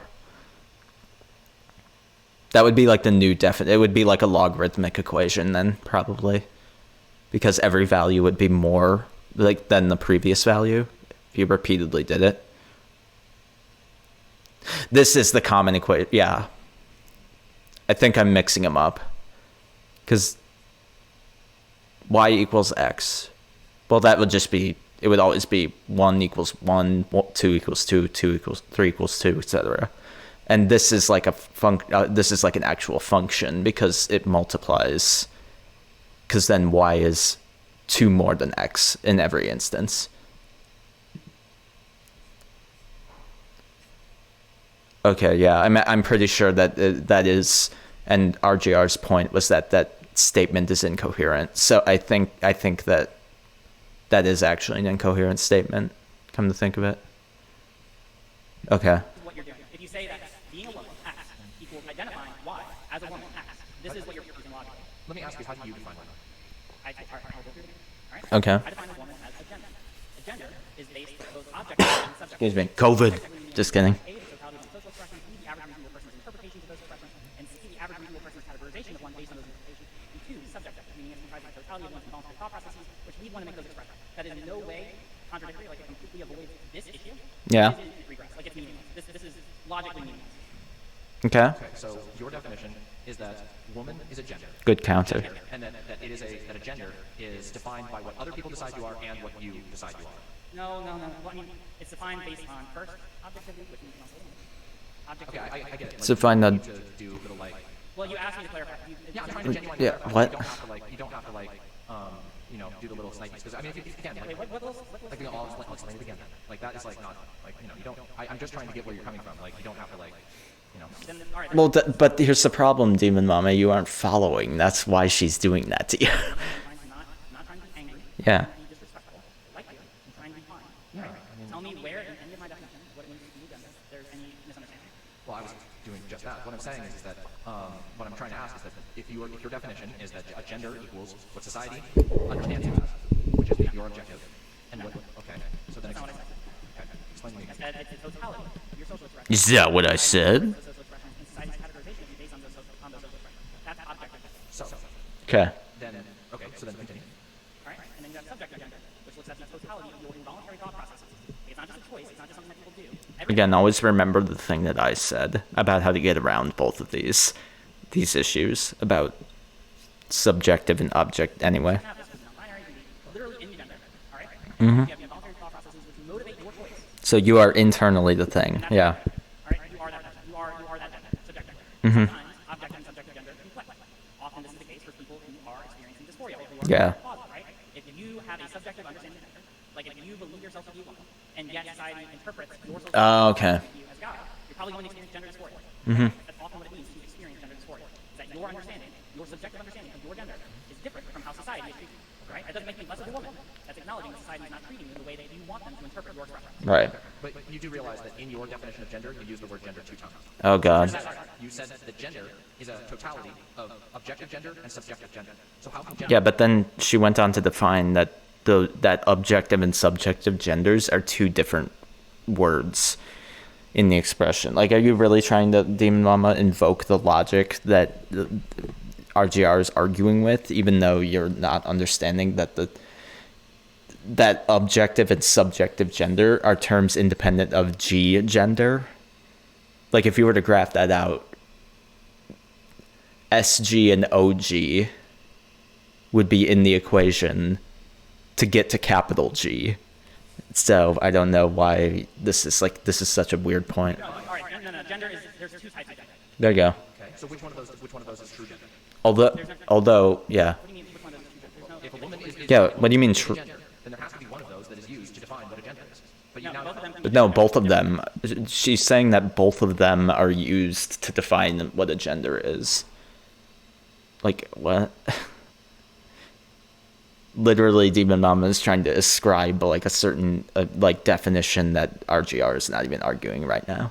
So you think so that a woman Define woman objectively, you can define it subjectively. Those are different. okay. Yeah, because she's, you know what she's doing? She's placing moral weight on the concept of objectivity and subjectivity, when RGR has said explicitly earlier that it's not that the subjective makes you any less of a woman, because what Demon Mama is getting out of this, I think, based on like the way that she's reacting, is that RGR is kind of making like turf arguments, even though she's not really making those arguments. She even said, you are not any less of a woman, but you are being identified in a way that's incongruous with your experience of being a woman, and that's why you experience dysphoria. Very different argument from what DM is interpreting, I think. Then how would one person be a woman if there were two? Unless you're saying that there is not actually woman, but there is actually social woman and there is non-social internal woman. I mean, like, there's two different, like, adequate ways to use woman. Like, there's two different ways to define gender. Again, there's form woman and there's enactions of form woman. That's what exists, honestly. And form woman doesn't physically exist in the world. You're gonna have So, different ways to apply woman. Yeah. Right. But you do realize that, like, because there is no one perfect woman, capital W, that doesn't exist. So, that's you're saying that there are two different words that you use the same word for. Because if No. you define woman, no, what? Woman is a gender. There's What? different types of gender. okay, so Yeah. a woman is a gender.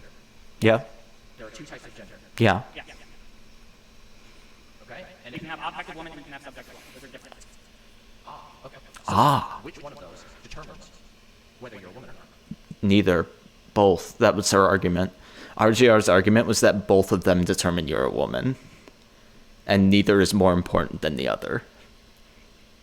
So I don't know what's wrong there. Like, for example, I guess the argument is socially, you are considered a woman, but you're also internally considered a woman.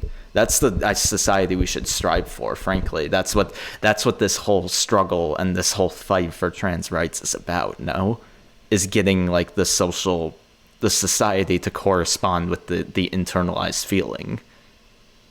That's like that's what everyone is fighting for. So, I mean, I think RGR's definition is actually really solid and concrete if we, make sure that the society values people for who they are.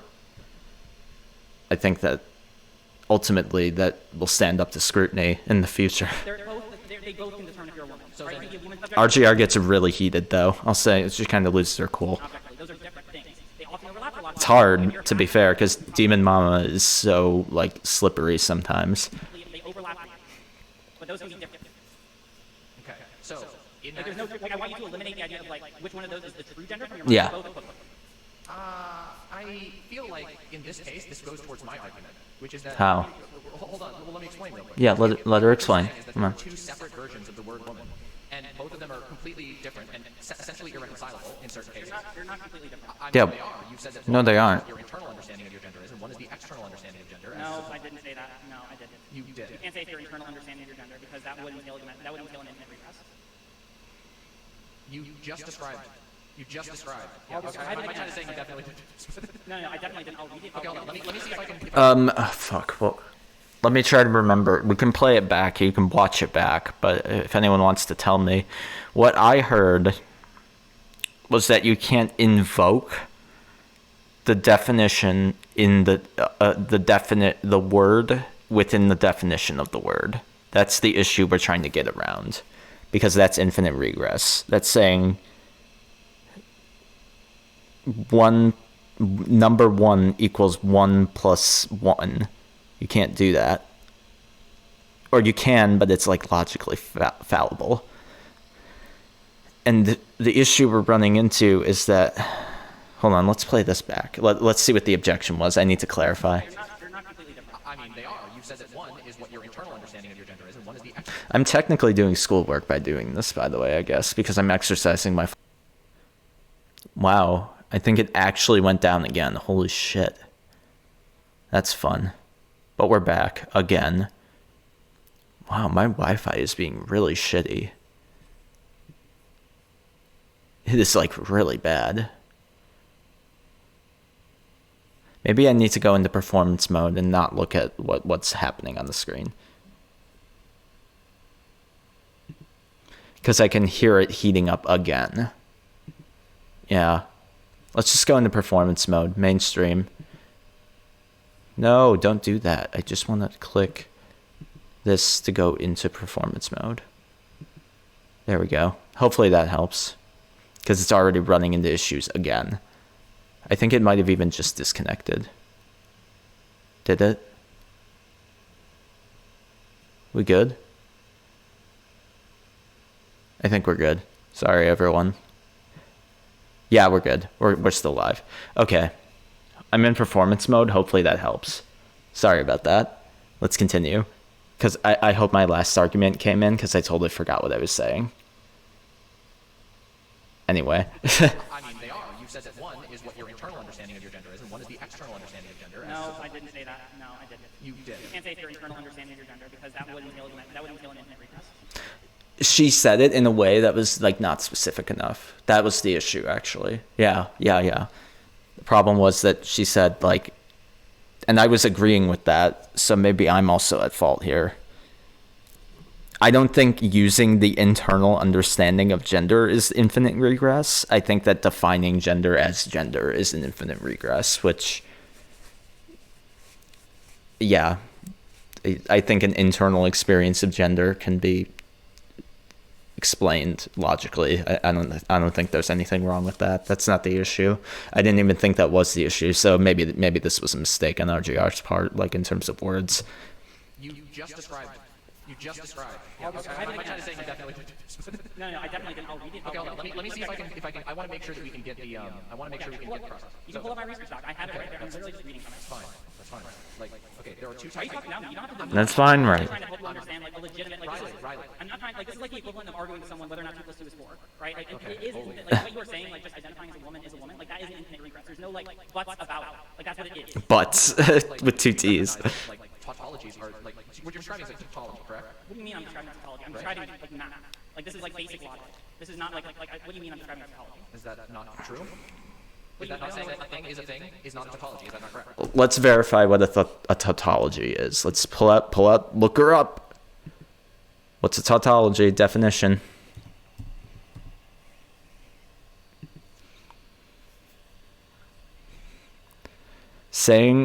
The saying of the same thing twice in different words, generally considered a fault of style. They arrived one after the other in succession. Right. A phrase or expression in which the same thing is being said twice in different words.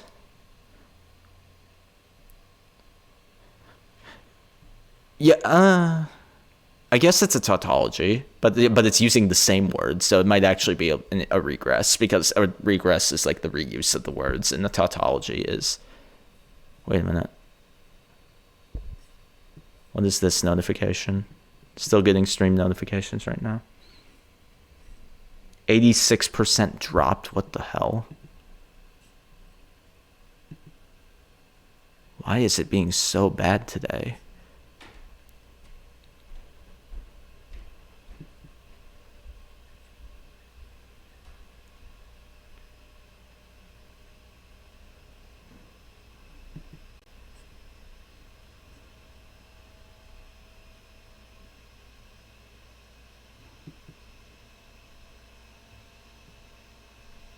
Okay, I switched Wi-Fi networks because that's a big part of this issue.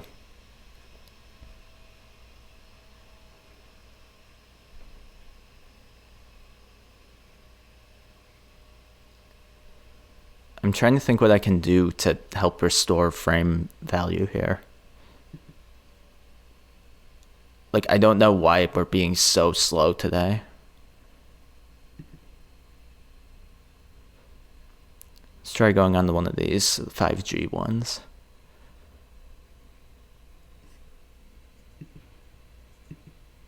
Okay.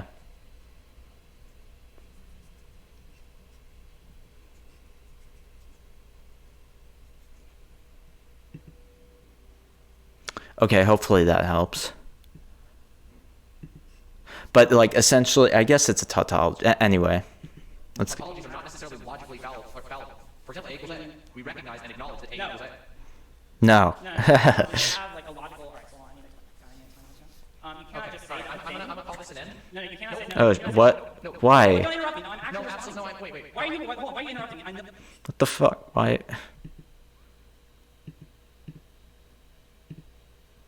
Why is Demon Mama? She always does this. I feel like when she's getting kind of exposed in the debate, she'll always try to like cancel it. I've seen that happen many times, like in the Destiny debates. It's weird. It's very bad faith. Anyway. And I can tell you why that's not an accurate representation of what you're saying. All right. So. Alright. Are you gonna let me explain this? Right? When you define. Why? Riley. Why? What do you mean you're not? What do you mean? Tell where this is going. You were like, this has gotten to a point where like it's gotten like super intense really quickly, and now we're getting. Stop listening to me. Riley, please. No, this is Oh no. I've tried to talk. Oh no. I Derailed. Their debate. You're not gonna let me explain? Do you think that I'm? Do you think that I'm actually trying to harm you right now? I'm literally super simple mathematical concepts to you. Like, why are you getting so serious about this? Riley, I didn't do that to you at all. I'm in fact being remarkably calm because I. You kept accusing me of being angry and being like. No, this. I asked you. Like, that's I really- asked you if you were getting frustrated. Now, at one point, I will say. Yes, I am getting frustrated because you're a public figure, and if you make a bad argument, other people adopt your bad argument, then you are going So to you defend are it. making it. This is why I said. So I was correct in saying that you're making the Destiny argument. But who cares? Who gives a fuck if she's making the Destiny argument? It doesn't matter. oh, you were making a Destiny argument. Like, okay, whatever. It doesn't matter if that argument came from Destiny. Who cares? Guess what? Right now, you are being cringe. And as a representative, a public figure, as a What? who's representing trans people, by your own argument, you're cringiness right now. Wait, But she's not being cringe. By pointing out how you are being clearly logically inconsistent, how Yeah. the fuck is that being cringe? I'm looking out for people to make sure that they don't make dumb fuck arguments and lead themselves into bad situations. You would lead people make more arguments. Riley, this is No, exactly no, why. no, Stop I'm this. harming people when you are literally harming people and accusing me Holy of shit. Riley, holy God. This is why I said that we should stop this, like a while ago, like a You aren't significant even while ago. listening to my, you aren't even like giving any effort to listen to my argument. Riley, you're literally shouting over. Riley. Because you're not listening. You have not made any progress. Anything that I've said so far, not one. You literally are just like, oh, a lot of regardless of why you care about that. That doesn't matter to me. Okay, I've muted Riley. Just so you What know, the I've fuck? been trying to say something. But no, Riley just said something that's actually pretty important. She just said, like, you're just ignoring this problem. That Multiple times, just trying to get my point across. That I think this is getting. and Riley is like, I'm trying to ask Riley to let me finish a sentence. Riley has not. I've now muted Riley. look at Riley. I don't like this either. Riley's mad. Now, You can see how mad she is. trying to question some of these positions, and it got increasingly intense. And when I noticed that and said, hey, like, if there's no need to make a comment here like that, we calmed it down a little bit. But this is a little bit weird, and I don't understand. And I don't understand why I'm being talked to as though I'm causing some kind of. You're a public figure who uses this is silly. And I reserve the right on my own show to control. I mean, you do have the right, Now, I but agree. come on. Differences. We might have different definitions. We might have different views on this issue. But that doesn't mean that you get to shout at me or shout down on me. That doesn't mean that you get to dictate what I do on my show. I'm on like hour 9 now on my Dictate. show, okay? I don't know why I said that anyway. I wasn't. We can go back. And we can I guess she's being a dick. I'm going to unmute and see if we can come to some peace here, because this has gone way off the rails, and it's not something that I want to do. Okay. Right? Hi, Riley. Hi. Hi. This is pretty funny. Sit here, and I'm going to talk at this exact tone. And I want to. I care a lot about this. Sure. I care a lot about this. She's like, I will do the same. You might be wrong. I certainly came across evil. So please, even if you believe even, please do not. Please do not. I will talk like this. It's great. What about She stays calm for a while now. do you acknowledge that that's a valid criticism of the idea that just saying that being a gender is identifying with that gender? Like, do you understand why that might come across as a problem to me? Yeah, I can see where that could be a frustrating thing. No, don't say frustrating. Do you understand, like, the concept of what a infinite regress is? I mean, the idea that like that says like a circular reasoning or something along those lines. Yes. And it's Like, arbitrary. well, I mean, like, do you understand, like, what it is? Yeah. I mean, I think I've got the idea of what you're saying. I mean, I'm not immediately familiar with like the dictionary definition of the concept. But if you'd like, I can look it up. Okay. Do you mind if you, I really feel comfortable. Yeah. Do you want to provide me the definition you're using? I'll just Google it. Okay. Spibbity sploo. Spibbity sploosh. Alright, the first thing that came up was the Stanford Encyclopedia of Philosophy. Are you aware of that? No, but I'm listening to you. So, It says, I'm reading from the first So. paragraph. An infinite regress is a series of I love when Demon Mama like lowers her voice. with a first So, number but no last yeah. number, where each element leads to or generates the next in some sense. An infinite regress argument is an argument that makes the field Quibble. infinite regress. Usually such They are quibbling right now. but the fact that the theory implies an infinite regress being taken to be objective. That was a lot. You want me to, like, explain what that means? I mean, I think I've got the basic idea. I mean, sure. Alright, do you mind if I just, like, walk through it? Yeah, go for it. Walk on. Okay, so let's just take a basic one. Say that x equals x plus. Okay, that's a formula. Sure. Okay, so if we have that situation, or I guess we have to make it. Let's make it y plus x because all right, what that means is that we have x equals y plus x. That means that necessarily x also equals y plus, and because x equals y plus x, that means that this will also equal y plus x. Okay, Okay. and then necessarily get to another problem because now we still have x, so we can have x equals y plus parentheses Obviously, this whole breakdown is not really of interest to me, but we'll just keep listening. x two parentheses. Okay. Because this breakdown we've already kind of talked about. But I mean, I hope that she's like just reaffirming. not. Yeah, I understand. Yeah, to the nth value. Yeah. Now let's do some substitution. But you do realize, though, that there is a significant difference between talking about the linguistic meaning and raw logic, right? Then this is why, right? Here's the right there. They acknowledged right there the disconnect, or they both. When I say they, I mean them both. Acknowledged the disconnect there. But the problem is they aren't going to address it. They kind of just keep talking around it. What they need to do is marry their different perspectives in order to debate this any further. Because they keep just being like, oh, logic, and oh wait, but linguistics doesn't apply logic. But linguistics does have a logic. It's just different. So they need to meet each other halfway in order to continue this discussion in good faith, and they very much struggle to do it. They do meet on certain points, but basically for the rest of this, Riley keeps like leading DM down this path over and over, and they get literally to the final place, and then Demon Mama's like, wait, what? No. So, like, there's a lot of that happens. We'll probably go through a couple cycles of it, and then I'll skip to the end, because, like, basically that's the format of the debate, and I think I've kind of laid out my key points. I'll probably get lunch while I'm doing this, too. And then I'll have to call it, because I need to hard cut off at, like, 12:15-ish. Not because I have somewhere to be, but because I have things to do, and the day is already dwindling, and I was debating whether or not to even stream today, but... So we're trying to define what a woman is, or what a gender is.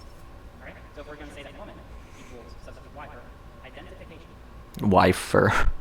plus woman, well, that necessarily means that we have woman equals identification Mm-hmm. plus parentheses identification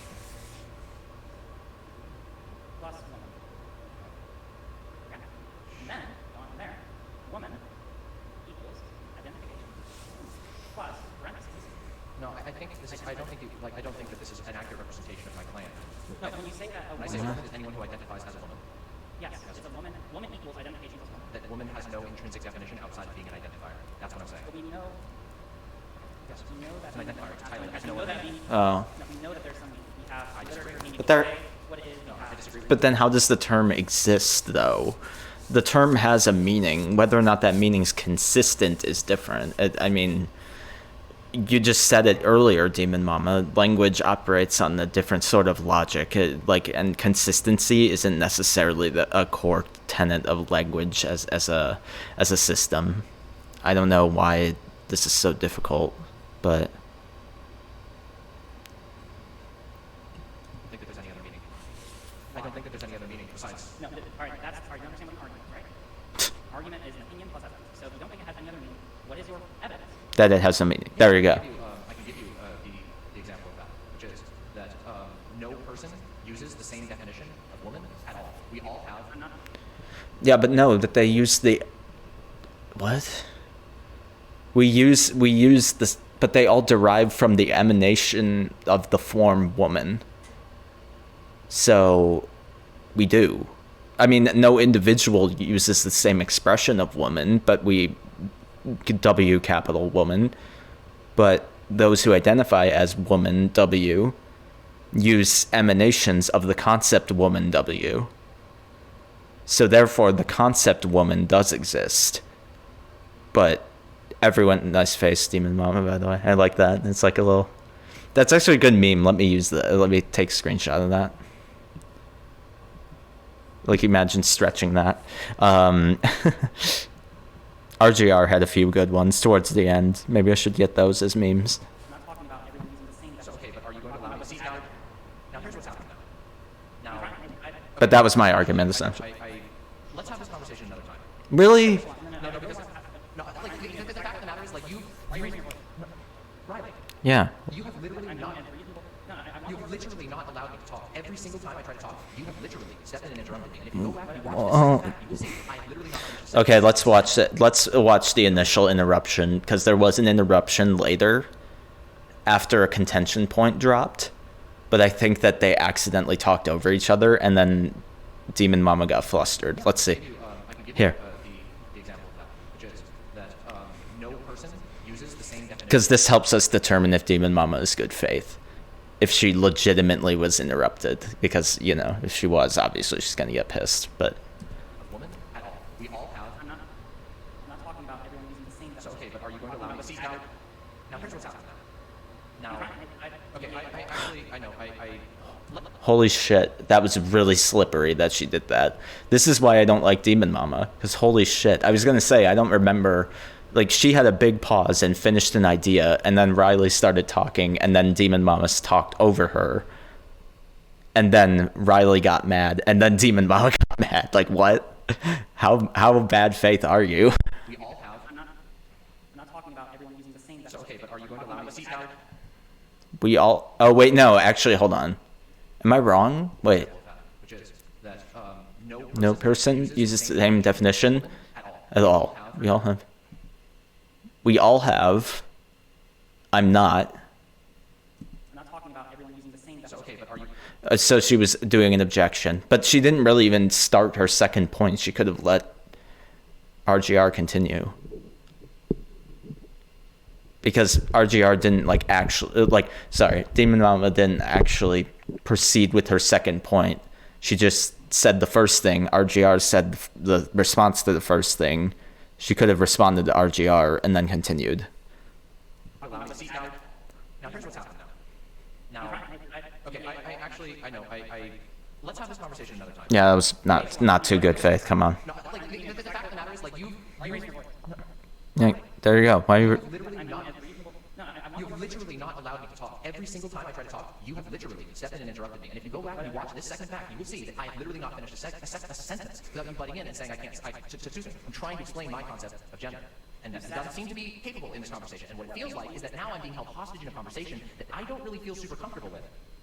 Because Why don't you feel comfortable? I'm trying, how is my tone? Please tell me how my tone is bad. Please tell me how anything I'm saying right now is bad. I'm trying to be as... because I feel, and I could be wrong here, but I feel like there is a rippling under the surface of your words. There are unspoken things. And that's a read, and I recognize that's a read. Like what? What unspoken things? I have reasons to believe that that's the case. And certain word choices are throwing up flags for me that say that this is a significantly more emotionally charged conversation than I was ready for or was hoping to engage in. I recognize you might have some problems with certain definitions of gender, you might have certain problems with this, that, or the other thing, but Why do you think I have problems? It's not a matter of having because you took objection to it, is what I mean. Sorry if the word problem is the wrong then word. I have objections to it. Yes. Yeah. I don't think that it is, first of all, we haven't decided who's wrong yet because we haven't had the conversation. And, I'm trying to have the conversation. well, interestingly, as in the process of trying to have this conversation, I don't feel like I am able to actually engage properly because I've been interrupted a lot of times, a significant amount. But the problem is she's interrupting because you have like deep fundamental like inconsistencies in this conversation. That's the problem. This is where I started to lose Demon Mama as far as like I started to be like, okay, there were good arguments being made first, but now not anymore. So I will sit here and once you are finished speaking, then I will respond. Conversation, yes, I do agree with you. Conversations are a two-way street. Now, what I am saying is that I don't think that most people, including most trans people, have a coherent definition of gender. I don't think that gender has a consistent definition. It is a completely and utterly social construct. but in the concept of it being a social concept, construct, it does have consistent tenets that make it a social construct, though. It's coherent enough that we use it. Obviously, I think that, yes, the individual identifiers that we attach to woman and man and other, like any other gender expression, are nonsensical, but I think that the expressions themselves are sensical. They're consistent with the norms that we value to like identify ourselves to the world. I mean, that's about as consistent as any sort of like social construct can be. I don't put a whole lot of value on gender. In fact, I'm a gender abolitionist. I believe. Okay, fuck off. That's such a stupid thing to say. Gender will change all the time, but it won't be abolished. Settle down. Like, we always will have gender. I don't think we can abolish gender.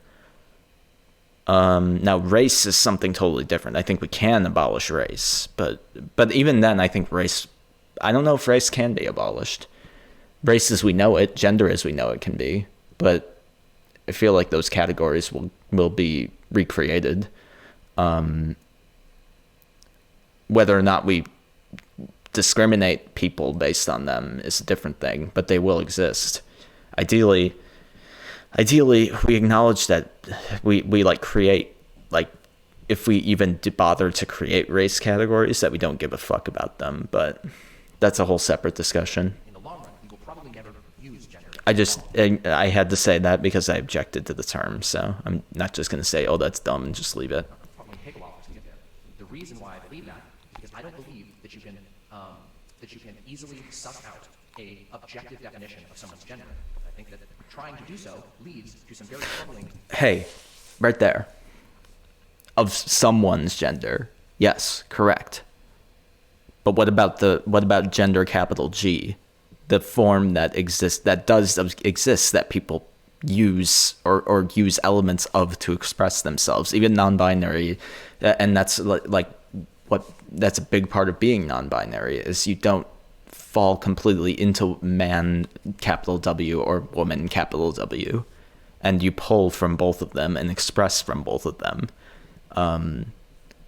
Either that, or I mean, I know everyone's different. I'm making broad generalizations here. Obviously, like, every individual's different. But that tells you that, like, even that, like, these things exist. It's just we're redefining how people can use and move within the social construct, which is a good thing. I think it's good that we're doing this because it is more inclusive and it's more accurate to how human beings experience themselves and others. So I have no issue with it. I think Demon Mama is being very defensive because I think she's thinking that this argument is worse faith than it is. That's what the impression I'm getting. Societal outcomes. Now, that doesn't mean that I don't think that there is that trans people have a valid complaint when they say, or when the words that they are using. I think that we are limited. Most trans people, I think, are limited by our linguistics. That we only have so many words. We only have certain societal understandings, and so we say, I'm a woman or whatever. I don't think that. I think that is how we identify how we wish to express ourselves. But that doesn't really mean that there's any intrinsic meaning to being a woman. A woman is what is a collection of completely chaotic factors that nobody agrees on. No two humans agree on what a woman is. And in fact, you alluded to this previously in our discussion. So the reason why. Yeah, but we can agree on what the feeling of woman is in the broadest sense of the term. We can agree that it exists and people pull from it. So yeah, well, we can't agree on the definition of capital W woman. We can know that it exists and pull from it. Again, like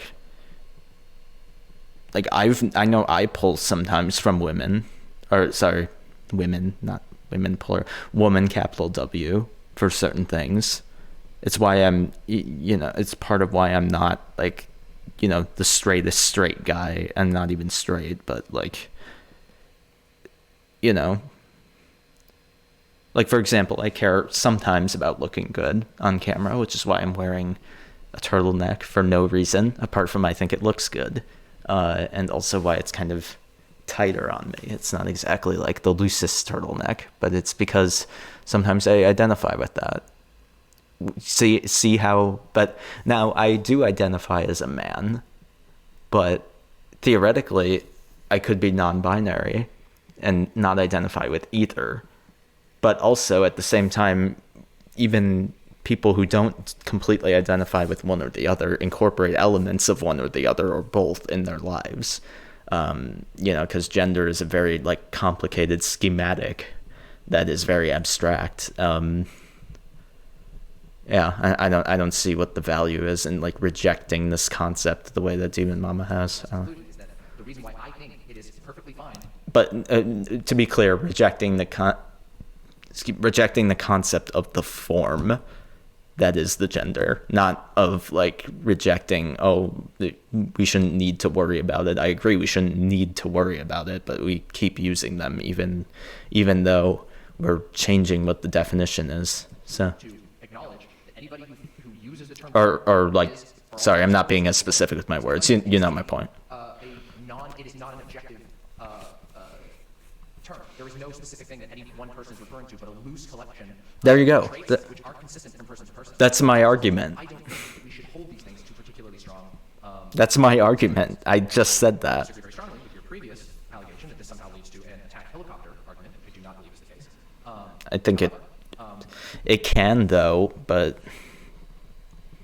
Demon Mama just isn't acknowledging the argument. She's like incorporating parts of RGR's argument and different arguments, but not accepting the validity of it. It feels very slippery to me. I do think that there is risk in the opposite of attempting to boil down and define some sort of objective or singular concept of gender, because I don't think that anybody really has a single concept of gender in their mind. Does that make sense?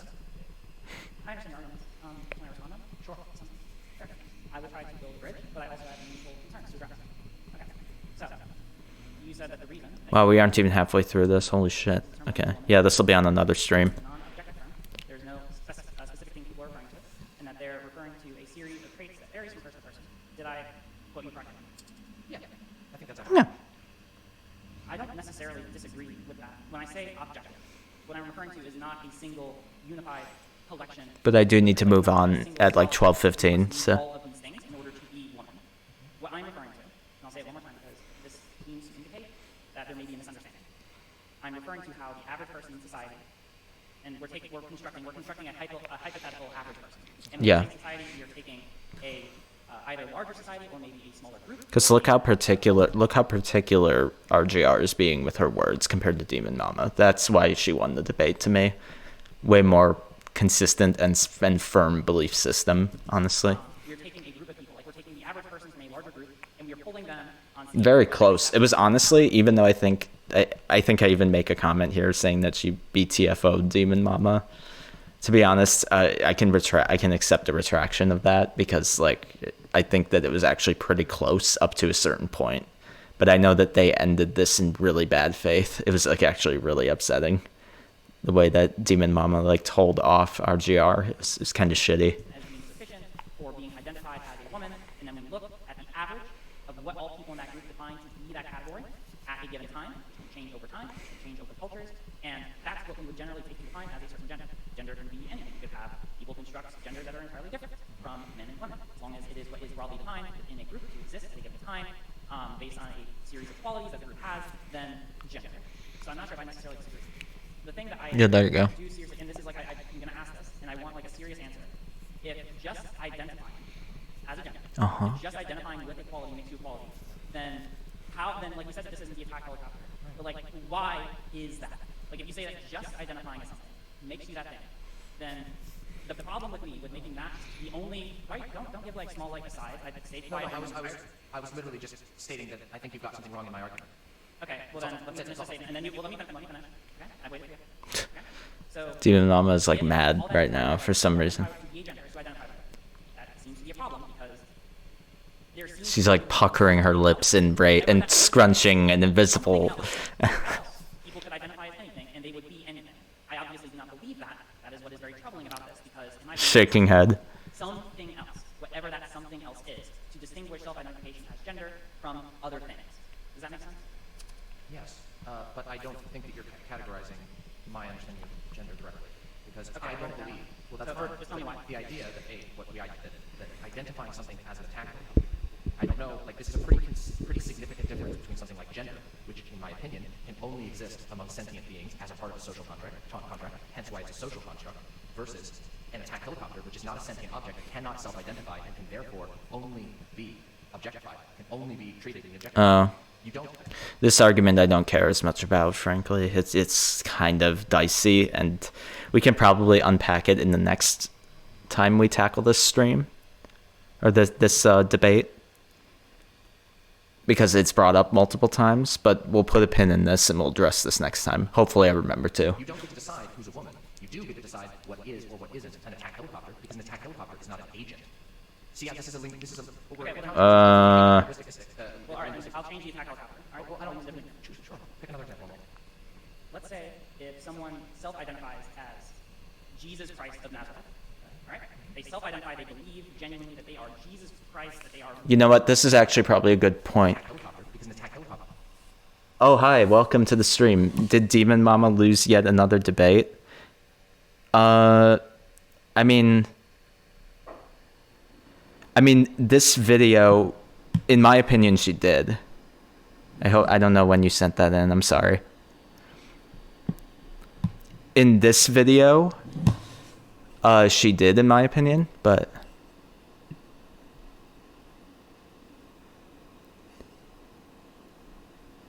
I hope you're still here. I'm sorry. I'm sorry it was delayed to respond to this. When was this sent in? I'm sorry, I'll keep it going. People are showing up. I'm not going to stop.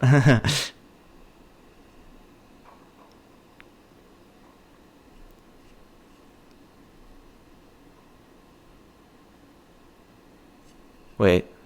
Sorry. In my opinion, she did, but continuing.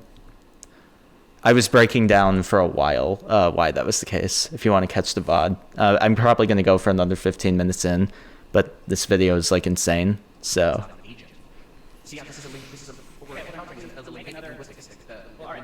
I mean, this debate is from last year, to be fair, but I think this is pretty BTFO, but... Jesus Christ of Nazareth, right? They self-identify, they believe genuinely that they are Jesus Christ, that they are born and risen from the grave, that they are literally Jesus Christ of Nazareth. They identify with that. They believe themselves to be that. Are they Jesus Christ? Are they Jesus Are they Christ? the literal Jesus Christ? We're not talking about like some self. We're talking about like literally Jesus Christ from the Bible. No, because Jesus Christ of the Bible is an object. Wait. Okay. Yes, Jesus Christ of the Bible is an object. But he was a person, though. Like, I will say this. This is like a weird contention point, and I think that it's... I don't know if we can follow this one all the way down, because like that's saying that you're a form or an incarnation of a form, because Jesus is way more specific than woman. You know, like if you were to call yourself an individual, because Jesus is an individual. Jesus isn't a concept the same way that woman is a concept, if that makes sense. Yeah, that I don't know. I feel like this is a bit of an impasse for both of them, but I don't know why they really went down the route of using, or why RGR specifically went down the route of using an individual as like as a way to disprove this. But like I think that eventually it leads to a decent argument. So Jesus Christ does not exist at all to us. We're speaking of Jesus Christ as the object, as the historical figure that we understand and can identify. You see? which is different from... Okay, so let me ask you. We're talking. Yeah, you're jumping from something that is an identifier. Like for example, I am a woman, which I think is a Yeah. very, and even you agree with me. You even said you agree with me that it's an incredibly difficult thing to define what woman is, because if there's no... Yeah, they did both say that. Yeah. You did, but No, I didn't agree with your consent, with your elaboration. if tomorrow I told you, hi, my name is Jesus of Nazareth, are you going to say no? That's not your name. Yeah. I'm going to say, do you mean that's like, are you named after the person, or? Well, yeah. I mean, you're not Jesus Christ of Nazareth. That's right, because a name is something that you can declare. I can tell you my name is Edward. Or we talking don't about have who rules. identifies as the person. That's not... That's like saying you... About someone who identifies as the person, not just as Jesus Christ. Like the person says, I am Jesus Christ of Nazareth. Which is not... Like that's... I'll say this isn't the same, because again, the concept of Jesus, like as a form, is a very much more specific form than the form woman. You know, there's only one Jesus Christ of Nazareth, and that is the character. Whether he's the religious validity is a different story, but the character in the Bible, whereas woman is something that however many billions of people identify as a woman have. So it's not an individual identifier in the same way. You can say it's like, oh, is this your name? Let's look at your documentation. like they believe themselves to be Jesus of Nazareth. Yes, Yeah. but that is, they are making an objective claim. They're making a claim about an object. They're saying, I am the historical Jesus Christ of the Bible. And we can go, wait, hold on a second. Because when you think of Jesus in your mind, we have a specific person, structure, time, place, set of features that define Jesus Christ, the object. Yeah, there we go.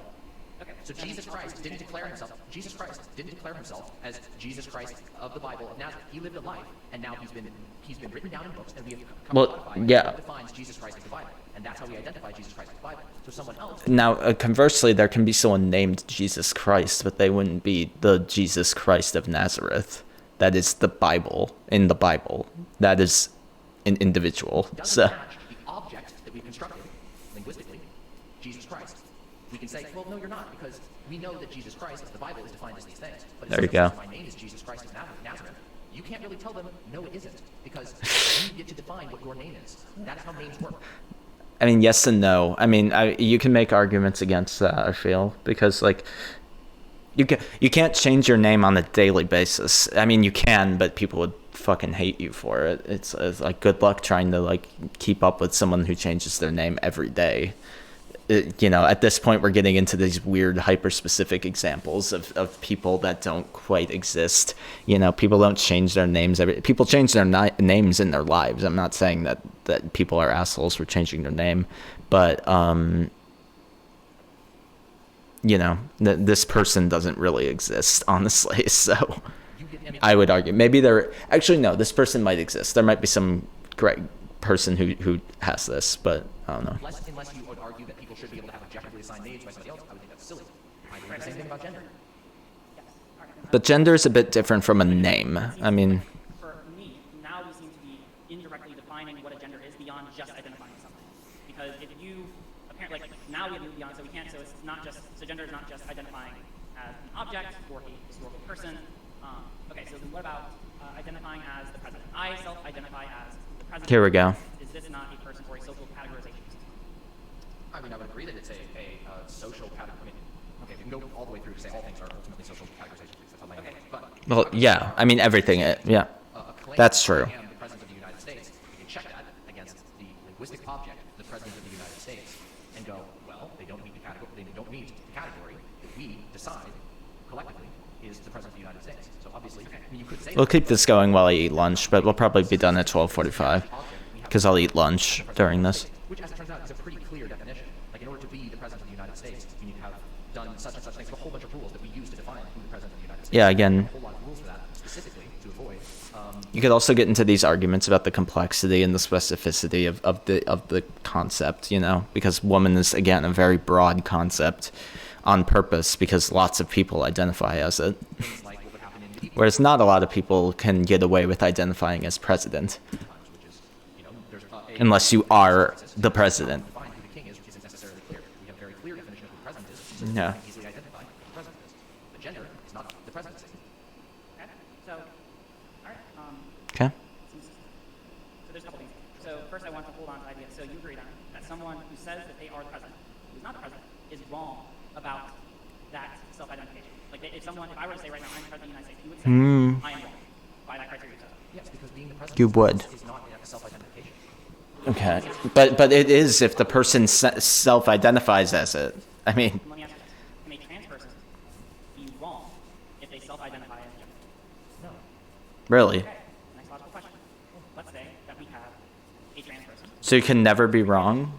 I guess that holds. I guess that makes They sense. self-identify as gender. Are they wrong? No. Okay. No, they're not. Because that is their understanding of their gender at the time, and it is their right to declare their gender. Now, I Okay. transition as a man, because that was my understanding of my gender at the time. And while I do think that we're incredibly limited in how we talk about these things, because I transition, I do identify with the term woman, and with pronoun she, her, and with femme aesthetics in general. Yeah. I believe that it is very easy for us to talk about these things, because we don't have very good rules about them. So, my argument is that with regard to gender, functioning in our society, gender is incredibly abstract.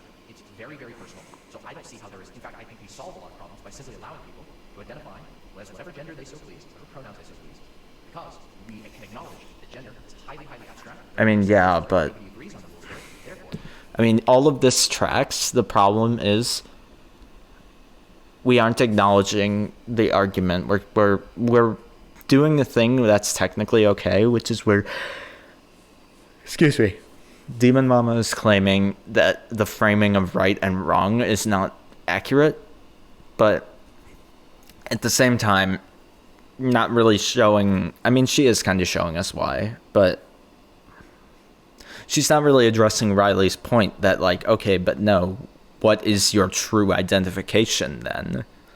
And Demon Mama is, like, so abstract and, like, plays fast and loose about this. And it leads into the shit that RGR was saying, which is the whole point. That, like, if it's so abstract, then people could do anything. But again, to make it so that we can have a middle ground here, I think the best argument is, again, to social contract theory and to, like, linguistic games. we agree on certain rules and we can push for certain things to change the rules, but we still have rules. That's my ultimate philosophy on this. And I wish they kind of got to that, but they kept talking past each other. But Riley was closer. This is, I mean, this is all great. I understand this. There's a problem at the beginning. I understand. Yeah. Do we need to virtue signal like to RGR about this? So the person, I want to return I don't know. I guess that's uncharitable. I'll retract that. That wasn't. self-identifies as a man. Yep. So that person to you is a man. I'm asking this because there's more than one in my life. Oh. That person is a You, man. that person, is a man. If they tell me they're a man, then sure. Okay. Yeah. So then the follow-up question is being trans just a personal choice? Hmm. I mean, I feel like that's the wording there is a little bit like. No, I mean, like, that's the natural, because, I mean, I gave you the facts. I mean, to it's- say that person is intrinsically It's, trans. it's a personal choice in the same way that choosing to come out as gay is a personal choice. Why are they? But the thing is, like, being well, wait, No, why, no, why no, are they? no, I need a very specific answer to this question. This is the most important question of all of this. Why, like, is being trans a personal choice? Yes or no? Being trans depends on what you mean by being trans. Okay. All right, then in any way that you choose. Wait, You can't answer the question. No, do not ask. Yes, I do. But no, I need you to answer. Yeah, because I have a consistent definition. Do not choose subject. Do not do it. I don't know if I agree with that though. Not. Is that even true? I feel like non-binary people are non-binary. Like that's a totally different thing than trans. Yeah. There's a reason they're different identities. I know that I learned recently in writing certain articles, and doing certain research and having people tell me this, that non-binary people can experience dysphoria. I know at one time I didn't know that. But that doesn't mean you're trans, maybe? I don't know. I actually don't know about that. I'll defer to people who have that personal experience because I would need to do more research on it. But I know Demon Mom was making some faces, so. You don't get to, excuse me. Don't I asked do you a that. question.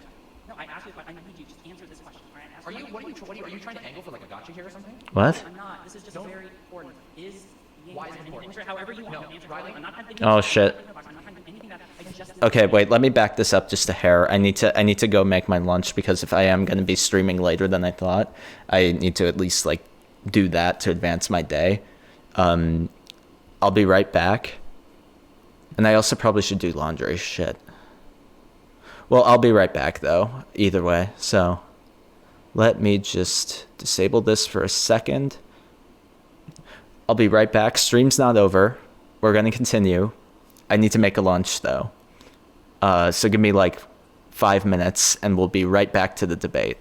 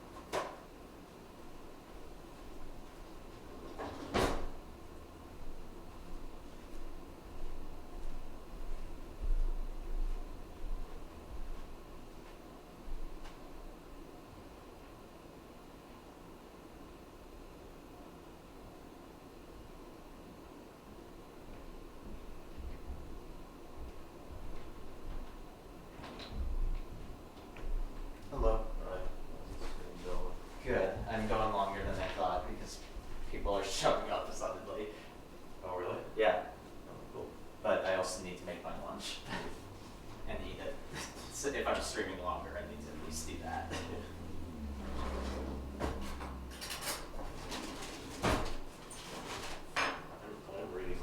I'm studying my philosophy notes. Oh, how fun. We're both doing philosophy. Yeah. I said to my chat, I was like, you know, I actually am technically kind of doing schoolwork by doing this because I'm exercising like my philosophy brain because I am actually using philosophy arguments like from scholars. So Yeah. because they apply because they're talking about like linguistics and shit like that. I'm learning about insight. Insight, Yeah. like the concept insight. Yeah, pretty much. Interesting. First 3 points are insight explores the nature and role of the act of insight. Lonergan invites his readers to gain an insight into having an insight. That's a circular argument. Lonergan's aim is largely illustrative, meaning his examples from math and science are meant to illustrate what it is to have an insight. Wait, using math? His examples from math and How do you science use- are meant to illustrate. Well, you know the Archimedes story? Yeah. With Eureka? Yes. Yeah, that's basically what it is. Like, the math thing, you know, about, like, you know, the hydrostatics and, like, putting the town in the bath to measure and stuff. Oh, That's yeah. not really the point. The point is that insight is found, the story about the insight itself. Interesting. Yeah. I don't know what that has to. Okay. No, it's Interesting. yeah, this first part is basically just explaining how to have insight. So. Oh jeez. Oh jeez, those philosophers. Oh, those philosophers. My roommate was just telling me a story about insight. They're studying insight. Sorry for the wait. I'm back and I have a sandwich. Hold on. My very small sandwich. It's a half a sandwich. I eat very small lunches, okay? I eat bigger breakfasts, so that's kind of what makes up for it. All right, let's continue since I'm going over my time. But you know what? I literally edited for 7 straight hours yesterday. So it's okay that I spend more time chilling. And my homework this semester, as an aside, is like mostly digital media things. I don't need my glasses. My eyes are adjusted. Digital media things, which means it's not really as much homework. It's a lot of long days, which is why I can't stream during the week. Like literally, it's like 8 to 9 p.m., 8 a.m. to 9 p.m. every day, at earliest. Sometimes it goes to 10. So I love it. I really do, but it's also a long day. Let's go back into the mainstream and put it in performance mode, because I think we're ready to continue. I'll probably go until like I said, 12:45ish. Performance mode. All right, let's continue, and I'll eat as we do this. Why, like, is being trans a personal choice? Yes or no? So this is very interesting. Being trans. Depends on what you mean by being trans. Not okay. All right, then in any way that you choose. Well, here's another question. Do you believe that non-binary people are trans? No, do not ask. Yes, I do. But no, I need you to answer. Yeah, because I have a consistent definition. Do not change the subject. Do not look away. Any non-binary people in chat, can you attest to this? I mentioned this before I took a break. That I'm pretty sure that's not true, but I'm also not going to. I'll defer to people who are non-binary on that one. Excuse me. I Don't asked do you a that. question. No, I asked you a question. I need you to answer this question. All right, I asked Are you? Are you trying to angle for like a gotcha here or something? No, I'm not. This is just very. Like she's so defensive. Answer however you want. Answer however Like Demon Mama always does this. When she's knee deep in the debate, she always gets hyper defensive. It's really weird. I don't understand why we do this every time. Anyway. I'm not trying to do a box. I'm not trying to do a box. I'm not trying to do anything that I just need you to answer this one question. Is being trans a choice? You can answer it however you want. I'm not trying to pin you a box.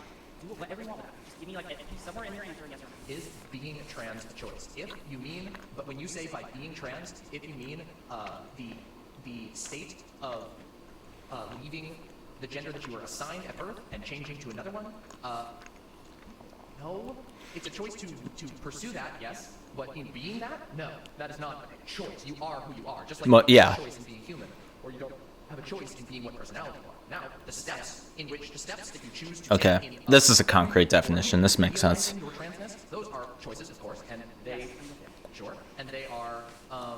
they are things that I think can be beneficial. But I think that the idea of being trans is not really like that's. I feel like there's like a linguistic problem in that sentence. I just no, but I mean like we agree like I can agree with you like all the choices that someone makes like all of the choices of how to pursue transition or how to think about like yeah those are all choices. But like being trans in and of itself is not just a choice, right? Like that's what you said. Like, Well, yeah. The state of being something which is contrary to what was assigned to it, right? Yes. I don't think That's not a choice. Yeah. Like, I don't think That's the whole argument. Yeah. that's also how we define transness. That's also like that. That was the argument used against like gay people for a while. Why would you choose this? And it's like, yeah, you think I would choose this? It's not a choice to be it, which is why it's important that we affirm it. Yeah. Right? Because we define being trans as a thing, and so I would argue that you don't have a choice in being trans. And also like that's a whole separate argument. But then we can also do the. There's a reason LGBT rights are like highly accepted now, because like we realize that the arguments against them are really flawed. Like there's really no good argument for being anti-LGBT. It just doesn't make sense. If you value certain like things like freedom and autonomy. Oh shit! I just realized I forgot my V8, which is like the one way I get veggies in. It's not the best thing, but.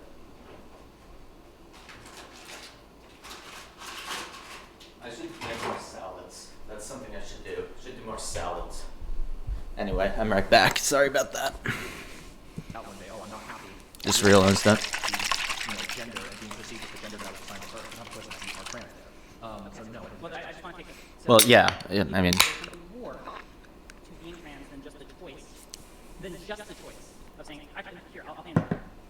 So let's say that we have someone, let's say that we have another hypothetical person who does not have those internal mental processes, whatever they are, but does not feel that same need to identify as something that was contrary to what they were assigned at birth. Okay? Can you imagine, like, are we on the same, like, you can imagine this person? can I? You're saying that someone, basically, you're saying someone who doesn't have dysphoria or something? Okay. Basically, Okay, whatever yeah. we want to define these mental processes as. We can just label them arbitrarily, call them acts, mental processes. Well, I mean, I would argue that it's incredibly hard on a philosophical level to litigate dysphoria. I'm not trying to litigate dysphoria. Well, I mean, you kind of are in a certain sense, and the reason why I would say that is that, like, while I could say Yeah, Demon Mama's a little right here. Some of these particulars Demon Mama gets RGR on, but like she gets her on like very micro points, but RGR is still like overall more consistent argumentatively, which is pretty important when you're talking about like epistemology.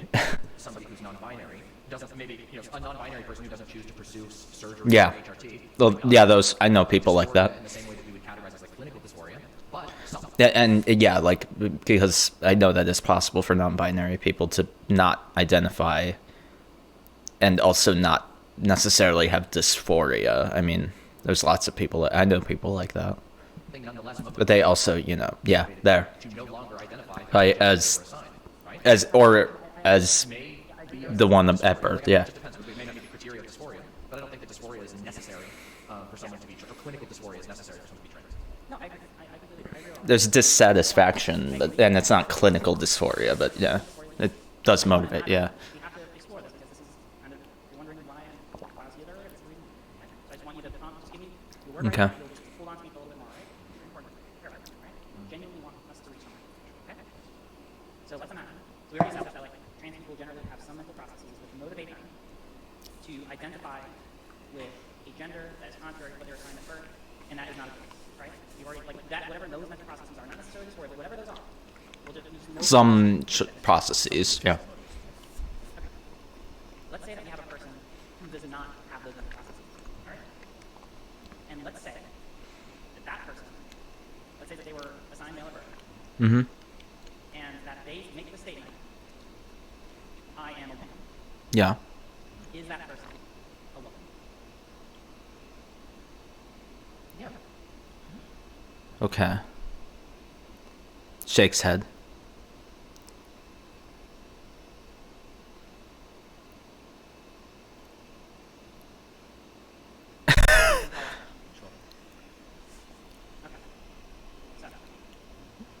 does that mean that person? Let's say that person. Let's elaborate more on this person. So this gets into like affirmation, like. Well, you're, all right, no, I have another question. Here's the thought. Here's the thing, though. Wait a minute. Yeah, okay. This is fallacious. Yeah, this is bad. This is bad on Demon Mama's part. Because what about people who are questioning, though? Like, and aren't necessarily, like, again, like, I think that everything should be entertained. If someone thinks that they're trans, they should be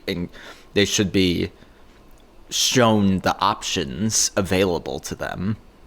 I'm not arguing that. I think that's good. But I also think, yeah, that's actually a big problem. Because what about people, who end up being non-binary? Like, they aren't necessarily, they don't want to go through, they don't have dysphoria like that. They don't want to do the whole surgery. Some do. I'm just saying, like, I don't know if we should entertain that someone making a statement alone makes them the thing.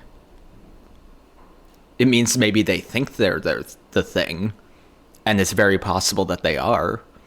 But what about, like, I guess that goes into, like, teenagers, you know, like, I know there were times where I questioned my orientation as a teenager. You know, I ended up being bisexual. But there were times where I thought I was, like, feminine. I still do sometimes. But I personally, in my journey, identify more with masculinity than I do femininity. So I kind of, I have no desire to transition.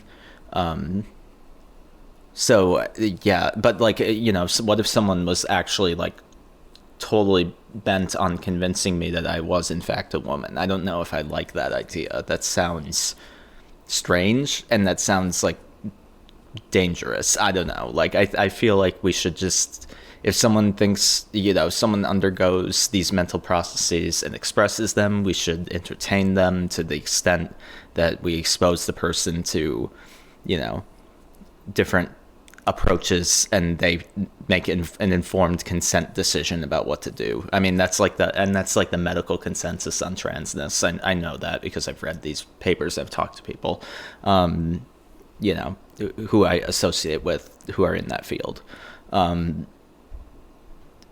It's the informed consent model. You tell people what they're getting into, and then they decide if that's what they want.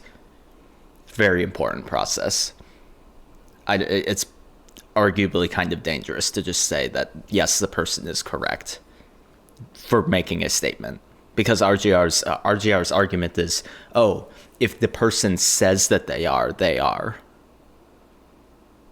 But, okay, you can opine falsely on your own experiences and then later on evolve in a different approach. Again, this is the most, I'm trying to be as affirming as possible with this because it's very easily misused. I know my parents misused it on me.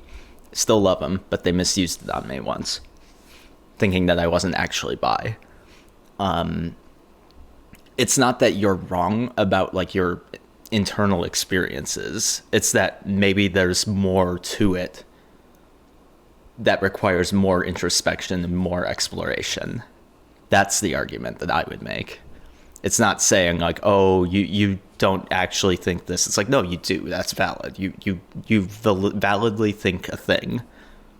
Let's look at it. Let's explore it, and let's, like, arrive at the best option that you feel is most satisfactory to you.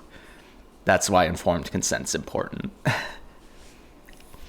Give people the tools to introspect in a healthy way and arrive at their identities. That's the philosophy. That's my philosophy, anyway. Let's say that person internally identifies as an Yes. have none of the mental processes which motivate someone that we already talked about to be trans. Does that mean that person, if they say that they are a woman, is wrong? You mean if they're, like, lying about their own self-identity? Yes. To themselves, though? Well, they would be lying about it. So Does that mean that they are wrong? if they are acknowledging with their own self-identity that they are lying about their self-identity, then by definition, yes, because they don't actually believe that they are a woman. They are declaring that despite their own knowledge that it's not the case. So that would mean they are wrong. Them, personally, on this particular situation, because we've come up with a hypothetical in which somebody knows that they're not a woman, and knows that they're not. I don't know how common this person is, though. Saying it just becomes. So, yeah, sure. But I think that's, I don't think that there's any way that that would ever be relevant social aspect whatsoever. Oh, absolutely. Yeah. Yeah. Let's all right. Unless you know that. Let's say that instead of this person not having those qualities, let's say that they do. Okay. They experience dysphoria. No, not necessarily. Whatever the mental processes are that motivate someone to identify as gay. Like the ones that we talked about earlier. Oh, like okay. mental processes. So we're going to call this non-clinical dysphoria, subclinical, whatever, just dysphoria as a general. I wouldn't call it dysphoria, just because the Discomfort. Let's put it that way. Discomfort or desire to not be their assigned gender. Sure. So somebody has the desire to not be their assigned gender. And let's say that person says, so let's say that this is like a that person. They're internally, they believe themselves to be a woman. There we go. They are positive. They say Yeah. that they are a man. Yeah. Are they not? Or are they wrong about that? Ooh. Good. I mean, That's a very good question. I think that using the term like "are they wrong" is kind of is a little bit. And that's also a good response. They are lying, but there's a purpose for that, right? Because if they're closeted, they're trying to keep it a secret because there might be social repercussions. They know they're lying; they're just lying for a reason. Sure. Right. So I don't think it can be wrong. That implies that sort of wording implies, in my opinion, like I don't know, like that they're Well, if they flawed. say that they are, They're well, lying for a reason. all right, if they say that they are a man, that is not representative of whom they are. Which is a wronghood, yeah. It's the same. Yeah. There's no. Because you can't be factually wrong. I mean, that's a whole different philosophical discussion. But you can't be. There's the argument that you can't know falsely, but you can opine falsely. And this would be an opinion of the person that is false. Because they can't know incorrectly that they are not trans, for example. Because that's the definition of knowledge, is that it has to be true. So, yeah, they are wrong, at least in that specific sense. But I do think it is more complicated. I think, again, RGR is closer to correct on this, even though she's not having the full picture. But she's really close. Philosophically, it's pretty sound. You've stated that they're lying. They're not telling the truth about what they actually identify. This was a good choice to speed it up, by the way. Themselves. I mean, you could just put it like that. I don't think it's. I think they know who they are and they're lying tactically. And I think that there is, we could talk about that, but for the purposes of this. But do they know? Again, you can't know falsely. Expresses to other people that they're a man. Like, let's just be clear there. So there's But again, I guess there's things about yourself that when talking about facts about the self is very difficult because the self is complicated. Like, there are things I know I was wrong about myself, but that's can only be determined in hindsight. I mean, I don't know if it's worth unpacking further. But they certainly aren't going to. I'm just curious. But that's a whole different discussion. being a gender. I think, like, I'm really trying to make this clear. There's more. There's something more to being a gender Yes. than I follow. saying that you are a gender.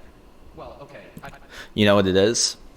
Oh my god, okay, epiphany. Yeah, the something more is the experience, but the difficulty is that Demon Mama is is really pushing home this point about the statement reflecting an accurate experience, but the experience is what matters.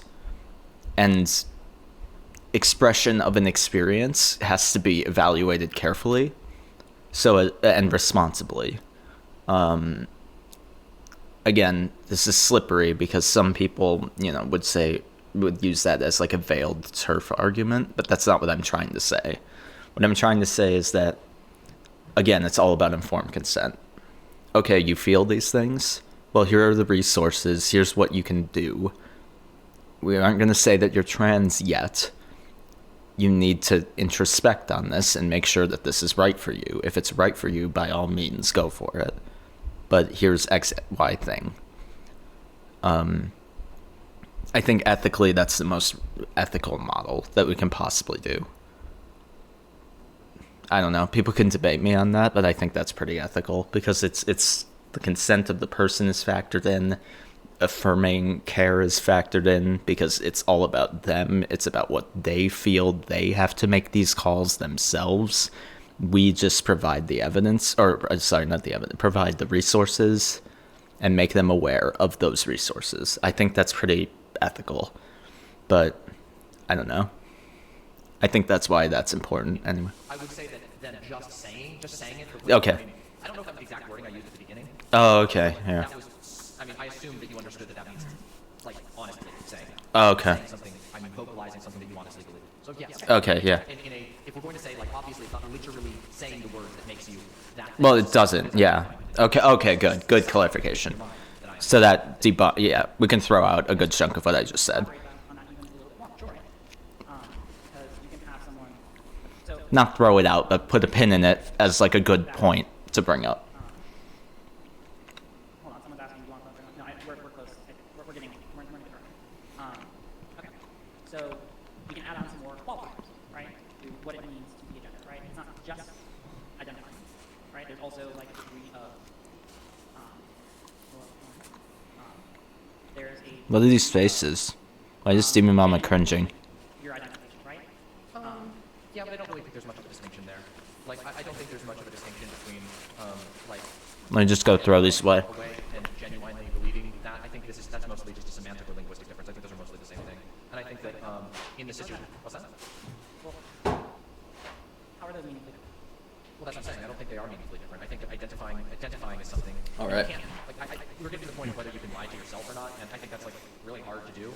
Actually, no. Like we would have to have a conversation about consciousness, and I don't think there's much we can actually do about consciousness because we don't understand human consciousness yet. So there's not much of a progress we're going to make on that. However, do I think that like somebody identifying as X when I say I'm just gonna. as X, the assumption is that Right now we're in the point where they're laying out the argument, and I'm listening. I just need to text something. that when they say identify, this is their internal process. Now, when I mean do they identify, when somebody identifies themselves to others and engages in a social thing, when they say, I am a woman, of course they could be lying about that. I mean, if they're closeted and they're actually, you know, and they're telling the world they're a woman, but they actually plan on, they see themselves and identify as a man and they wish to transition to a man. I mean, we would hold that against them because there's a reason for that, right? Because of all kinds of rules that we have on that. But obviously, what we've been talking about here is, or presumably, is the internal process. So I do believe it's possible for you to lie about how you identify. But that doesn't necessarily, but it is not, in my opinion, it is not the declaration, the public declaration of your gender that makes you the gender. It is your internal Yeah, that was that was the argument I made. But I think that this is inconsistent. I mean, like, this is something that I would say is easily observable in the trans community. Yeah. There are plenty of people who are trans, who experience feelings or thought processes which earlier in life they may not be able to understand, Yeah. but then later in life, Again, given informed their consent. ability to understand those involuntary internal thought processes in the way that, like, you learn a new concept and it helps you understand a large body of work. Absolutely. It took me a while to explain that I was bi. I get it. I understand this. Like stochastic terrorism, learning that concept and then being like, oh, I didn't know how to be able to describe. Stochastic terrorism. Now I can describe it. And I have all the ways to be able to describe these things that I have wanted to describe, right? Demon Mama's like, We're more or less describing the phenomenon of self-exploration. I don't know that it's like. well, yeah. I mean, that's the point. Into linguistic and conceptual issues when we start to ask whether people can like meaningfully lie to themselves. Because I think, well, because like I mean, think about it this way: like, was I lying to myself when I didn't have the words to describe what being trans was? Because I didn't like. No, I don't think so. Can people be in line? But you didn't know. That's the thing. Because I'm trying to figure out, like, what. You didn't know things. Yeah. You just knew something was wrong. I mean, There's also another problem. that you needed to pursue this in some way. Issue where if we have it where it's just a personal choice, we run into a lot of other issues like Like what? why do trans people deserve civil rights and recognition? Oh, now we've changed the framework. Wait. No, but I'm saying, like, why does any group deserve special recognition? Why do you deserve to be recognized as a group at all? Why are we not advocating for furry rights unironically? Like, actually I unironically advocate for furry rights. Absolutely. Wait, were you not being ironic?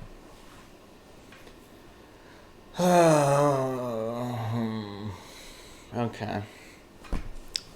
Yes, furry rights, even though furry is like not even a thing. That is like that's like a subculture that's not even. I forgot about that part of the debate.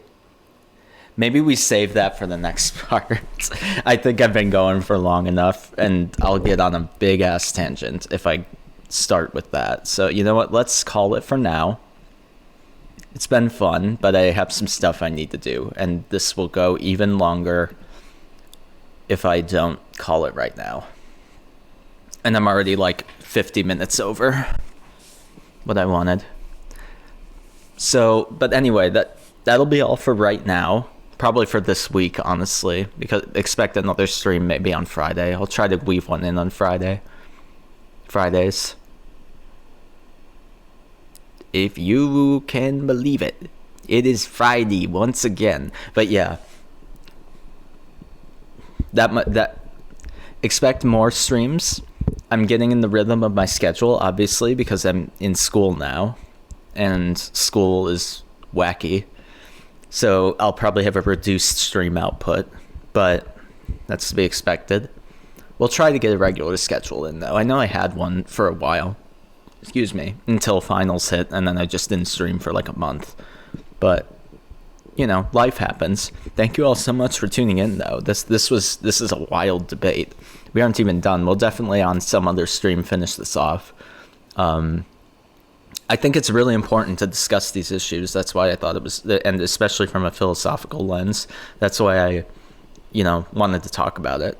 And I'm glad that, me watching it, at least that we got some content out of it. I think it's also just an important philosophy to explore, and it's very timely. So yeah, I think that'll about do it for now. Thank you so much for tuning in.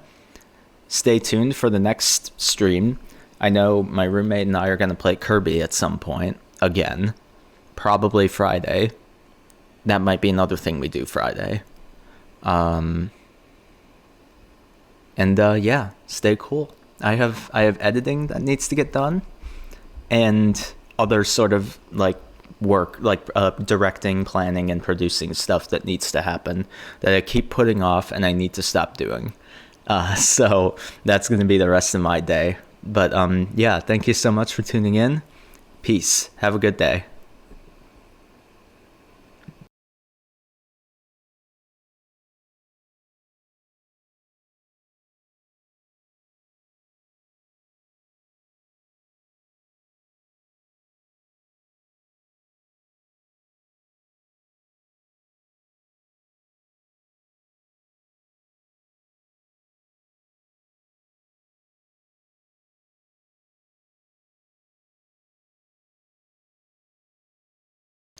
Hello, everybody.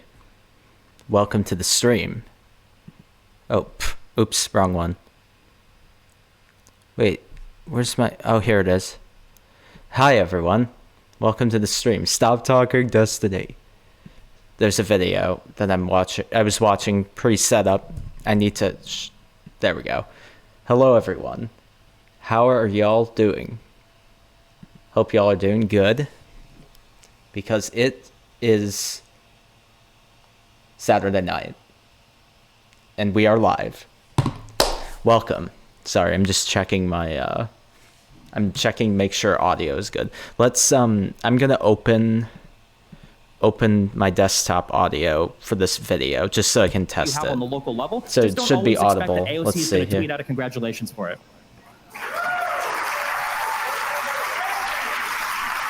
Damn it. My only rant is that I believe that taxation is theft. Oh, do you now? I mean, and I'm not saying that as a Libertarian joke. makes I sense. actually believe that taxation is theft, and Is it I gonna believe play? that any government action for the good of humanity also requires force. And I think that things should be voluntary. It's the cool kind of theft, Hold on. like Robin Hood. I completely agree. Bluetooth Getting off. involved at a local level is essential. It's when I was in messing up my university, there was an thing, older probably. woman who was very involved in care for the homeless. In Humboldt Why County, in Northern can I not California, adjust volume on my the phone? proportion of homeless people is The hell? obscene because they get bussed up there from other cities like LA that don't want to deal with them. And the police, they take down encampment after encampment after encampment. And this lady, I mean, she had a whole life outside I of don't this know. too, but Why can't she I dedicated see enough time to my become the leading volume? representative. I mean, everyone in the scene knew her. And that is the kind of direct civic engagement that's so Here. rare in this country. We're so isolated and so alienated from anything outside of the WrestleMania can't matches, I can't whatever we see adjust is it. trending on Twitter, anything that the social media feed bequeaths to us. Oh, that we I see. forget. It doesn't Next wanna- to us is our neighbor, a person, and outside their house, across another, and Here. across the breadth of our neighborhood Now I can together test are probably it. more people you've seen. It was 'cause it was going than through you've the- seen gathered together since the start of the pandemic. There is incredible power in community, and while it's not exactly Yes. easy to just rile it up out of nowhere, Here it go to a goes. few That's local town the... hall meetings. All Meet right, with some cool. local orgs. They We're good. exist, and I swear to God, you'll feel way better doing that than Turn you on Do ever Not will paying attention to Disturb. national politics with nothing but a once a 4-year vote to say for it. Do not disturb it. So that actually wraps it on. up, and I'd like to thank you all Back for into being the plug it wonderfully behaved goes. audience. Dismiss. Dismiss. I didn't There we know go. if you wanted to actually. All right. Sorry about the You're delay. all- Sorry about the delay. There's no way for me to test that without going live, really. At least in my experience. I don't know. I'm still a noob streamer, even though I've been doing it for a year. But anyway, we're ready now. Sorry for the delay. All things considered, that wasn't that bad. Let me just real quick grab some water, because boy, I'll need it. Grab some water and a slight alcoholic beverage. Something light. I just can't be knee deep into it if I'm gonna be. I can't be knee deep into it if I'm gonna be doing an actual analysis. Hold on.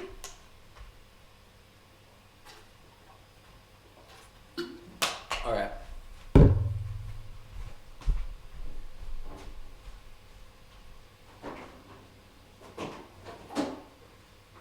Okay, let's get into it. So, what we're doing right now is finishing up the Demon Mama RGR debate. Because that thing is wild, and I'm ready to finish it. Let's freaking go. Alright? No more waiting. Mainstream, which is a total clusterfuck. I totally forgot how crazy I've made my mainstream with all these freaking memes. It's probably too many, and also Sinnoh Alice being on screen. But you know what? That's okay. So I'm also going to be farming Sinnoh Alice as we do this. Yeah.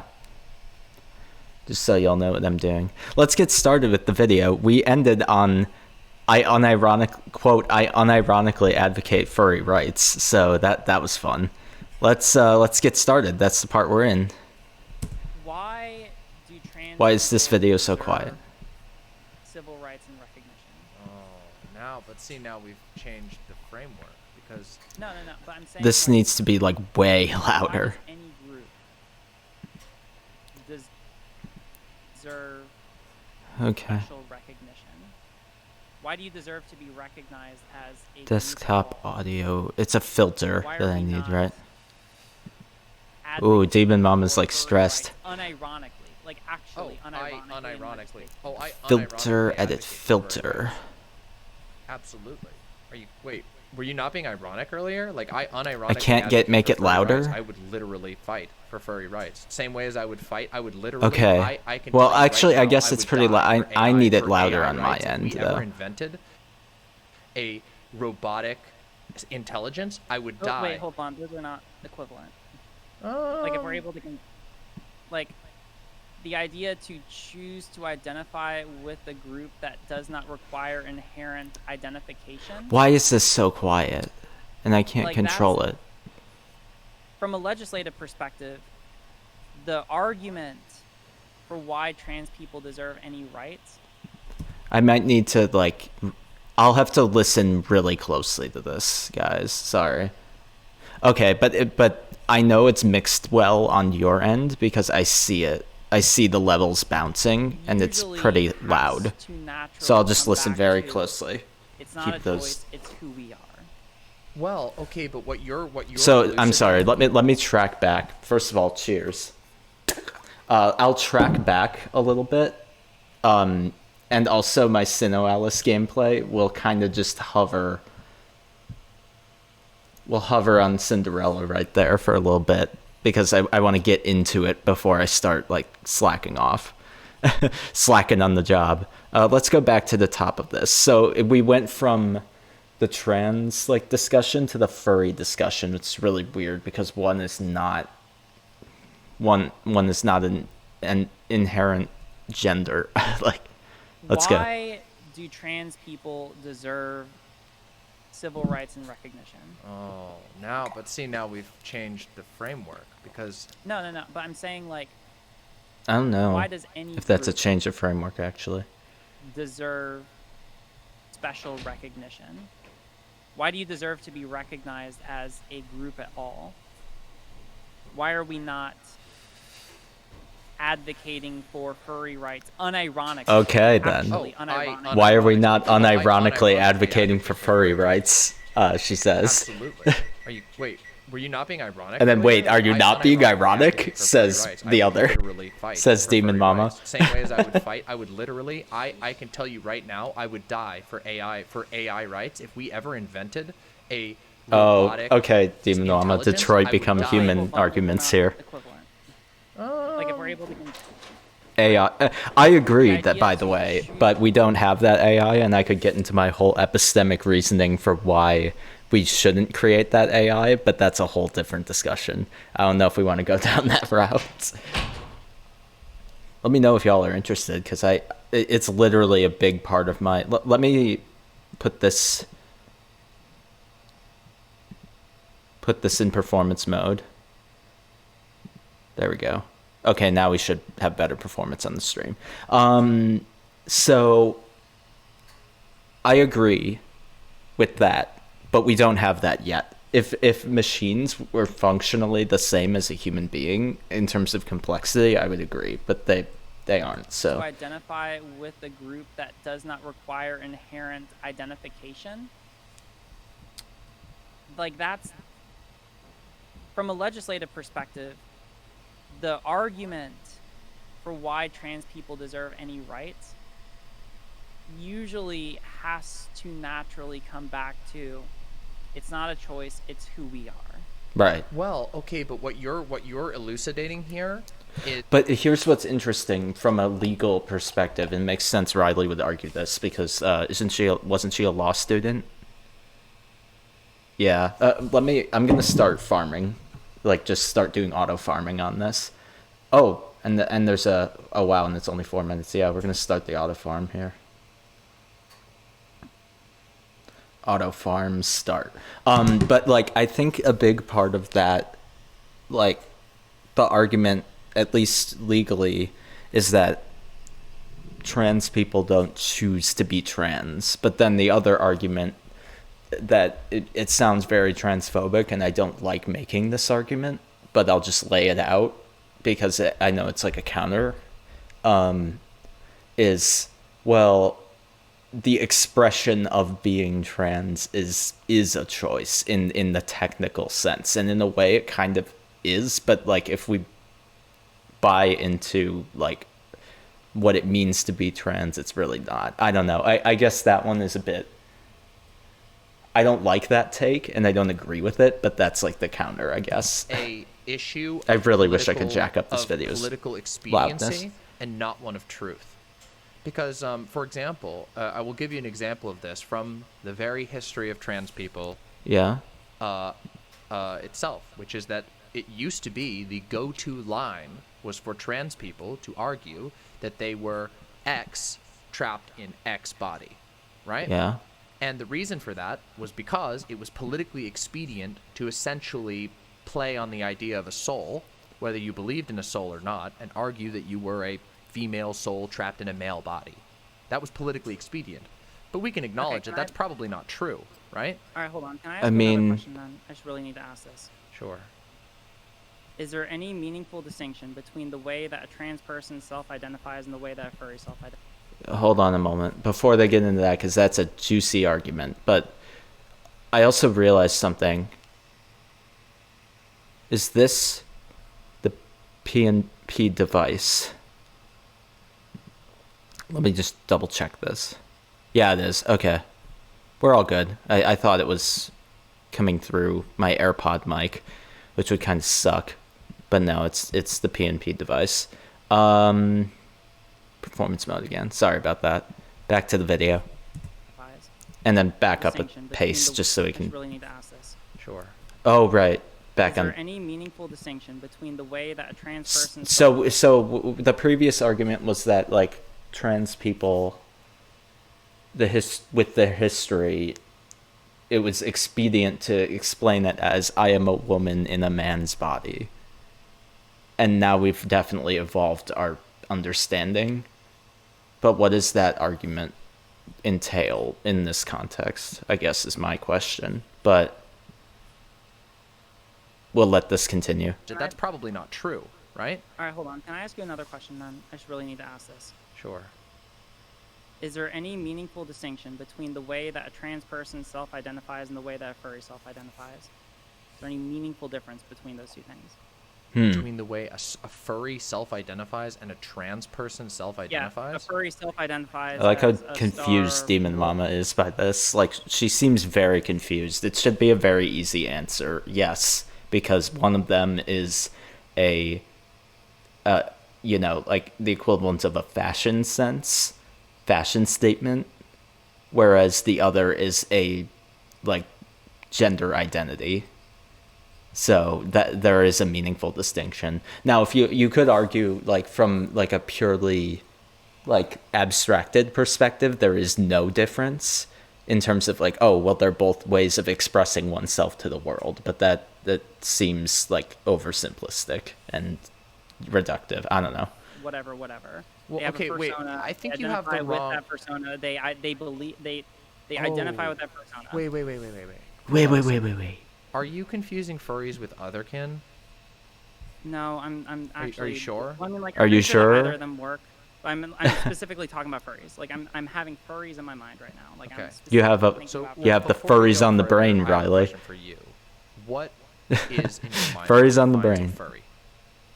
someone who has Performance mode. a Sorry, I keep persona, checking. Someone. All right. Some people are saying that not all furries. Why is Demon Mama like so offended about this? Is Demon Mama a furry? I don't know. I don't know this. She could be. I don't know. First of all, we gotta purify. But why is she so like? I mean, it's a minor thing. Not all furries have personas, Well, but then let's talk about furries who Yeah. have personas. All right. Well, let's limit Persona! personas. Let's say like a furry who has a persona. It's like fully developed. It's someone. It is like an extension of self. it's in almost some like a way, role-playing character. Like it has a name, has a fleshed out character background. Yeah. They identify with that character. Okay? Is there any and like let's say that we're also talking about someone who like puts on the fursuit, Boop. goes to like a furry convention and they wear it around and they're in the fursuit. All right.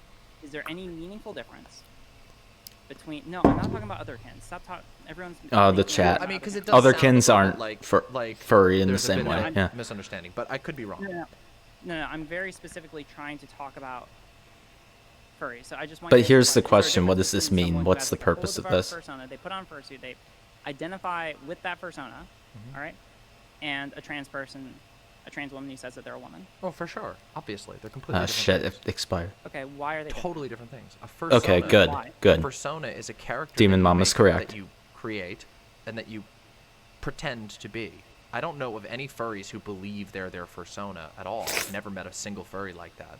Most people, that's Well, a character like you would play a character in ESO. There we It's go. Okay. The a Demon Mama's vessel correct. That Good. you're able to insert yourself in to, put on a mask and have a cathartic experience of playing as somebody else. There is no, there is an obvious difference between that and a trans person. Yes. Okay, people are saying that I'm thinking of otherkin. So is there any Yeah. meaningful difference between the way that an otherkin identifies and the way that a trans person identifies? Yeah, absolutely. Because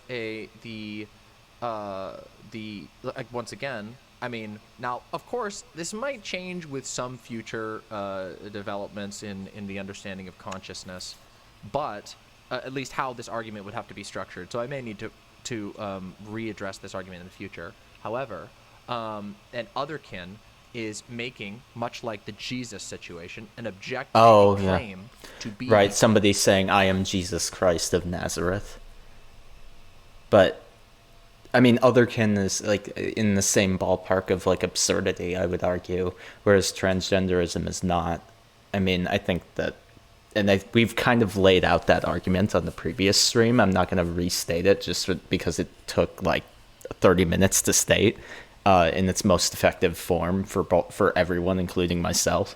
But yeah, yeah, that's about all I had on that. Let's continue. Object that they are not, which we can identify. Dun dun dun dun dun dun dun. And Useless Science from Pathologic 2. I know that song.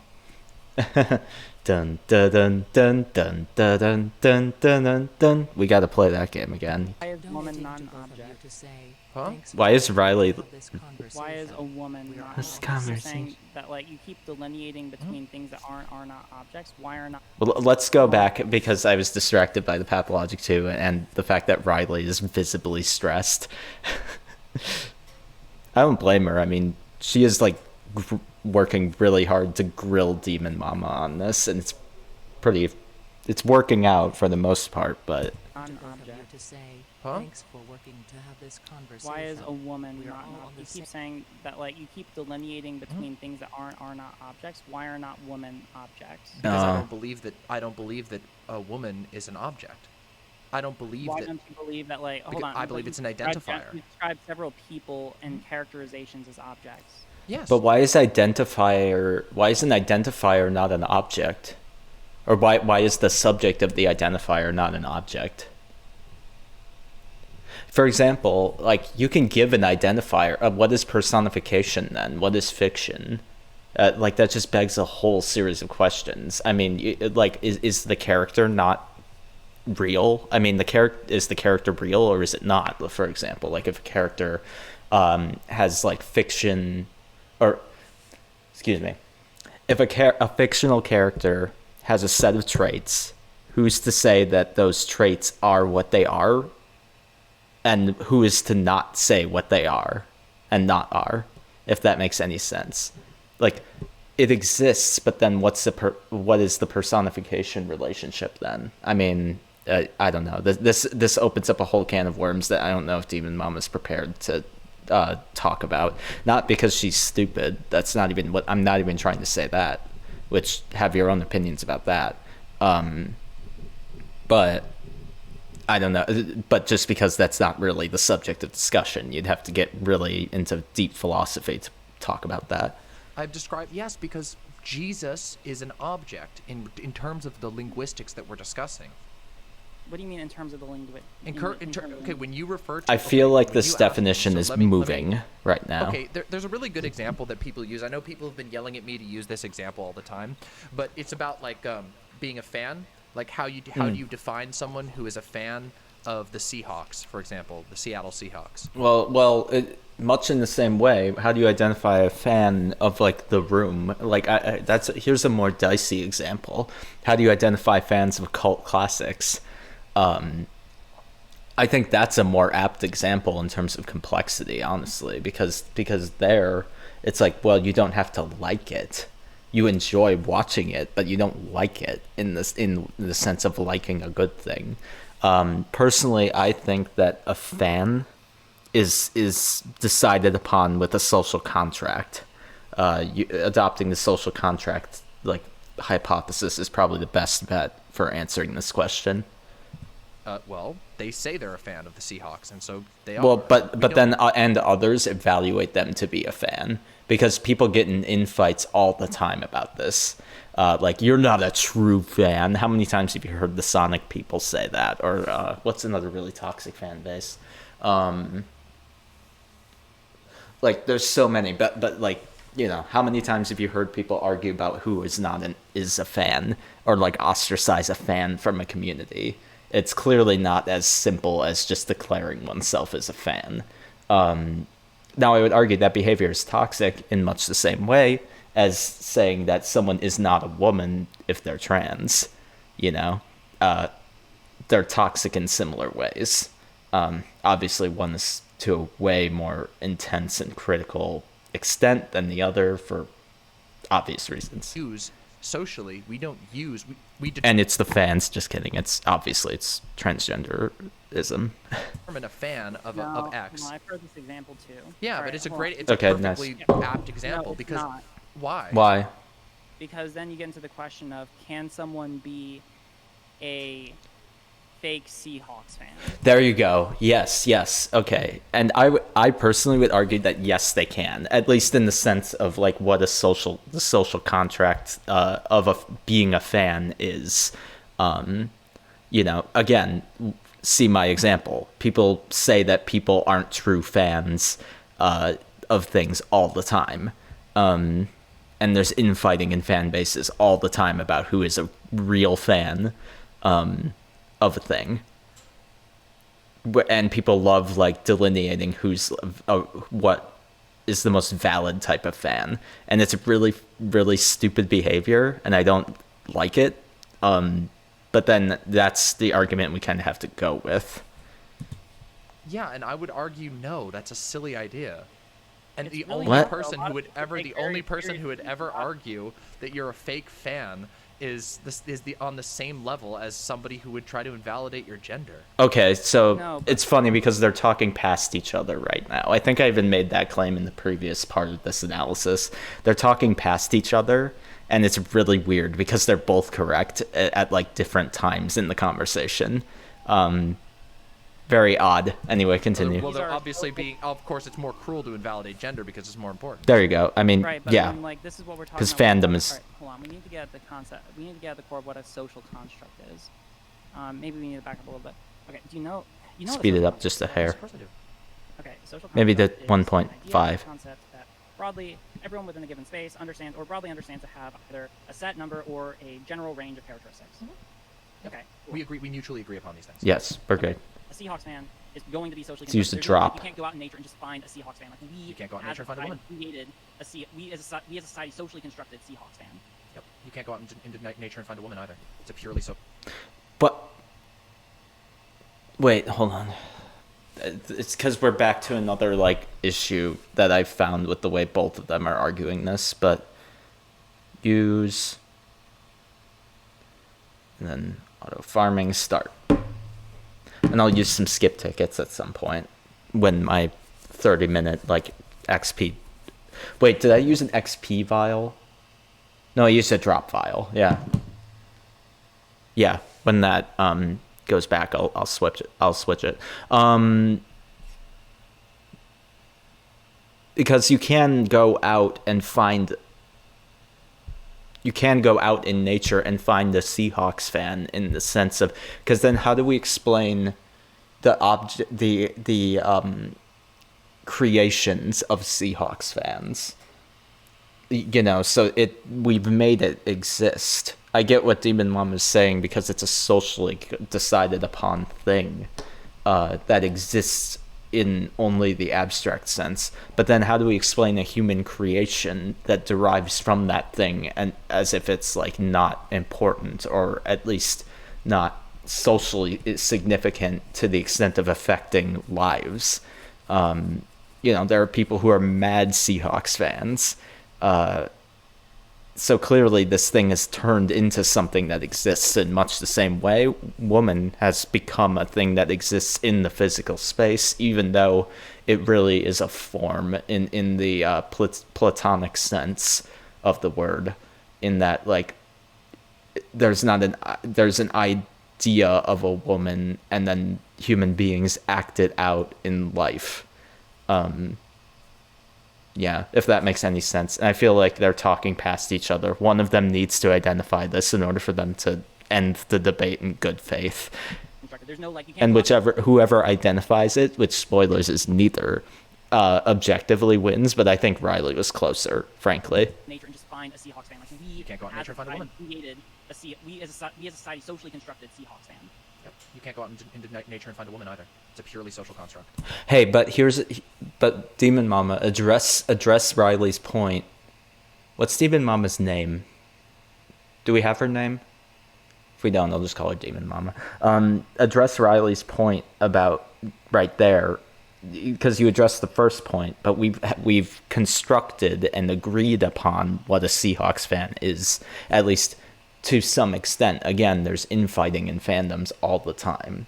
So I don't know if it's a more nuanced take than we're giving it credit for, but we have to in order for the sake of laying out an argument. Yes, and I don't disagree with that. Yes. But I'm saying that social Correct. construct does not just mean self-identification. No, it doesn't. There are different types of social constructs. And gender is, I would argue, one that is functionally, most functionally, an understanding of gender that sees gender as a matter of identity is the most functional version of gender and also the most ethical. No, it's not. It's really not. I think it is. All right, we've already agreed. Well, I mean, you've agreed with me. You've agreed with me almost on all of these points, but then we get to a point where it's like, okay, so then when we try to put all my ideas in a line, then all of a sudden there's something that's missing. So I don't know what's missing here because you haven't contested most of the things that you've been questioning me on here so far. No, I haven't, because most of the things that we're talking about, you're with me, but just self-identification, all right, is not everything that we've agreed on. We've agreed on more things than just self-identification. But like you acknowledge, for right? womanhood, like, we've agreed that there are trans people who have more things going on in their head and in their expressions to society than just self-identification. Yes. Well, I don't think we have. No, Demon Mama, you did. Actually, now that I'm watching this again, they actually did. Because what happened was Demon Mama just said that there's more to it than self-identification. For example, it would make no sense for me as a cis male to suddenly identify as trans. And I can say that about myself because I know that I'm not trans. Believe me, I've come out of the closet. I'm bi. I'm not trans. I have no desire to transition. So like by that logic then, by the logic of people who are cis, who know that they are not trans, they cannot logically become trans. That's not how that works. Just in the same way that you don't become gay. You come out, you come to terms with it, but you don't become it. I mean, you do in the social sense of like announcing yourself as such. But that, again, it gets really dicey, and I think I'm describing this properly, but if I'm not, like, anyone could jump in and correct me on it. If it feels like the language I'm using is not like adequate, we have to paint these broad strokes so we can continue. Yeah. Actually, I think we've begun to push into what the difference between being trans and being a woman is, which they are different things because obviously there's multiple types of trans people. There you go. See, like, but yeah, I mean they agree.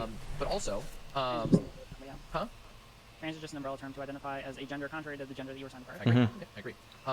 Correct. But I don't think that we've ever moved beyond anything other than like woman is something that you can self-identify as. We haven't contested that. All right, fine. Then we need to go back to one very important question because I still fundamentally like this is. Well, there's been a lot of important questions, but if you want yes, to. Yes, but we've agreed on most of them, and then we get to a point we get a snag, so I need to figure out what happened. All right, so we go back. Trans person does not know that they are trans. Sure. I think of like a very real life example. I mean, like there are plenty of real life examples, but I feel like if I don't ground it heavy enough, then you won't acknowledge it. So all right, let's take. Why does she keep doing these weird faces? She's trying to make a really cogent point here. The first person that's coming to my mind is my roommate, the person who I mentioned earlier in stream, Faith, Emily.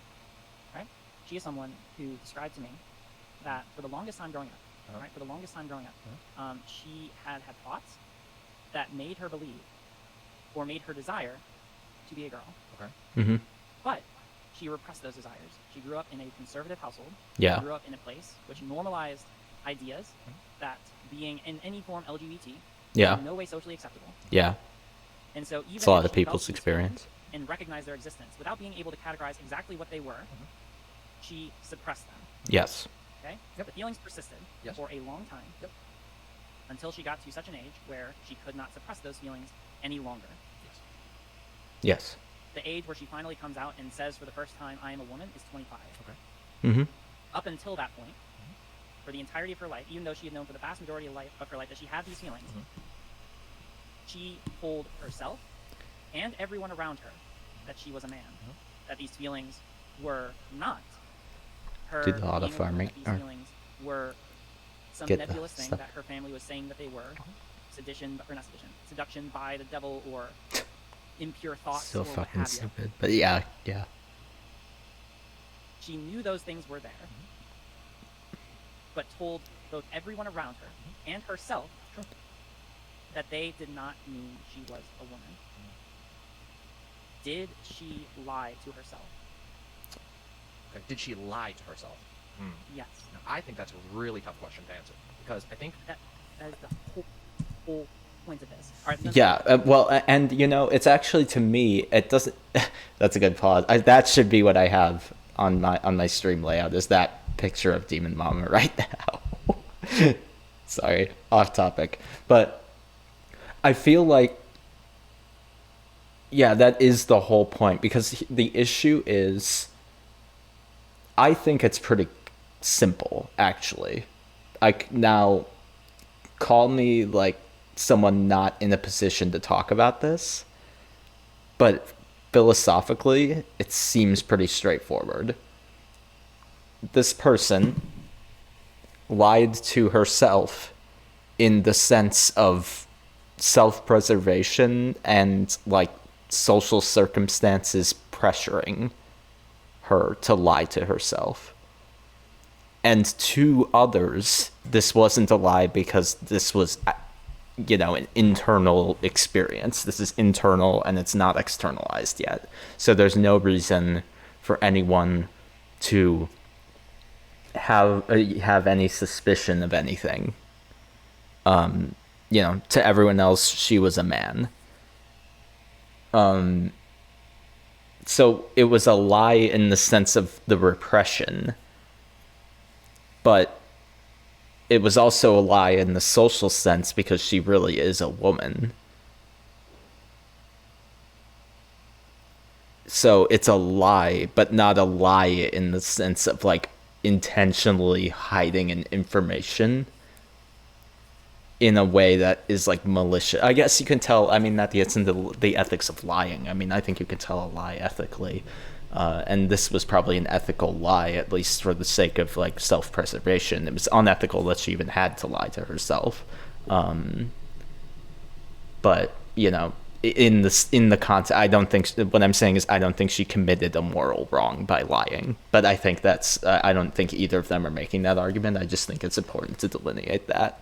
Let me back up. wait, is that the whole point of this? Because that Yeah. It's a very important thing, because if she was both internally, as you put it, wrong, and also externally Wrong. well, then there is but something else that's there aside from just. It's the presentation. It's the social presentation.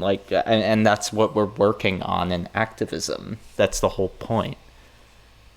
I don't know why. This actually is the most clear that this issue has been, this whole debate. So I don't know why Demon Mama's getting tripped up when this is actually like very clear. And watching it the second time, it feels very clear. Her self-identification. Something else. I think that again, I take contention with the use of the word wrong here because I feel like that's a loaded term. I do. I really do. And again, Oh my God! Look. Is shockingly similar to my own life. And I did not even know the word trans. Riley's freaking out right now. And the moment I realized that I figured out that I was trans, We'll wind it back so I can actually listen to Demon Mama's argument, irrespective of Riley flipping her shit. But I have to keep laughing. incredible amount of severe backlash from my family. And that also at one point led to me like So angry. My need to transition. And All right, okay. Laughs aside, let's go back. And I'll try my best to ignore Riley. Something else. I think that again, I take contention with the use of the word wrong here because I feel like that's a loaded term.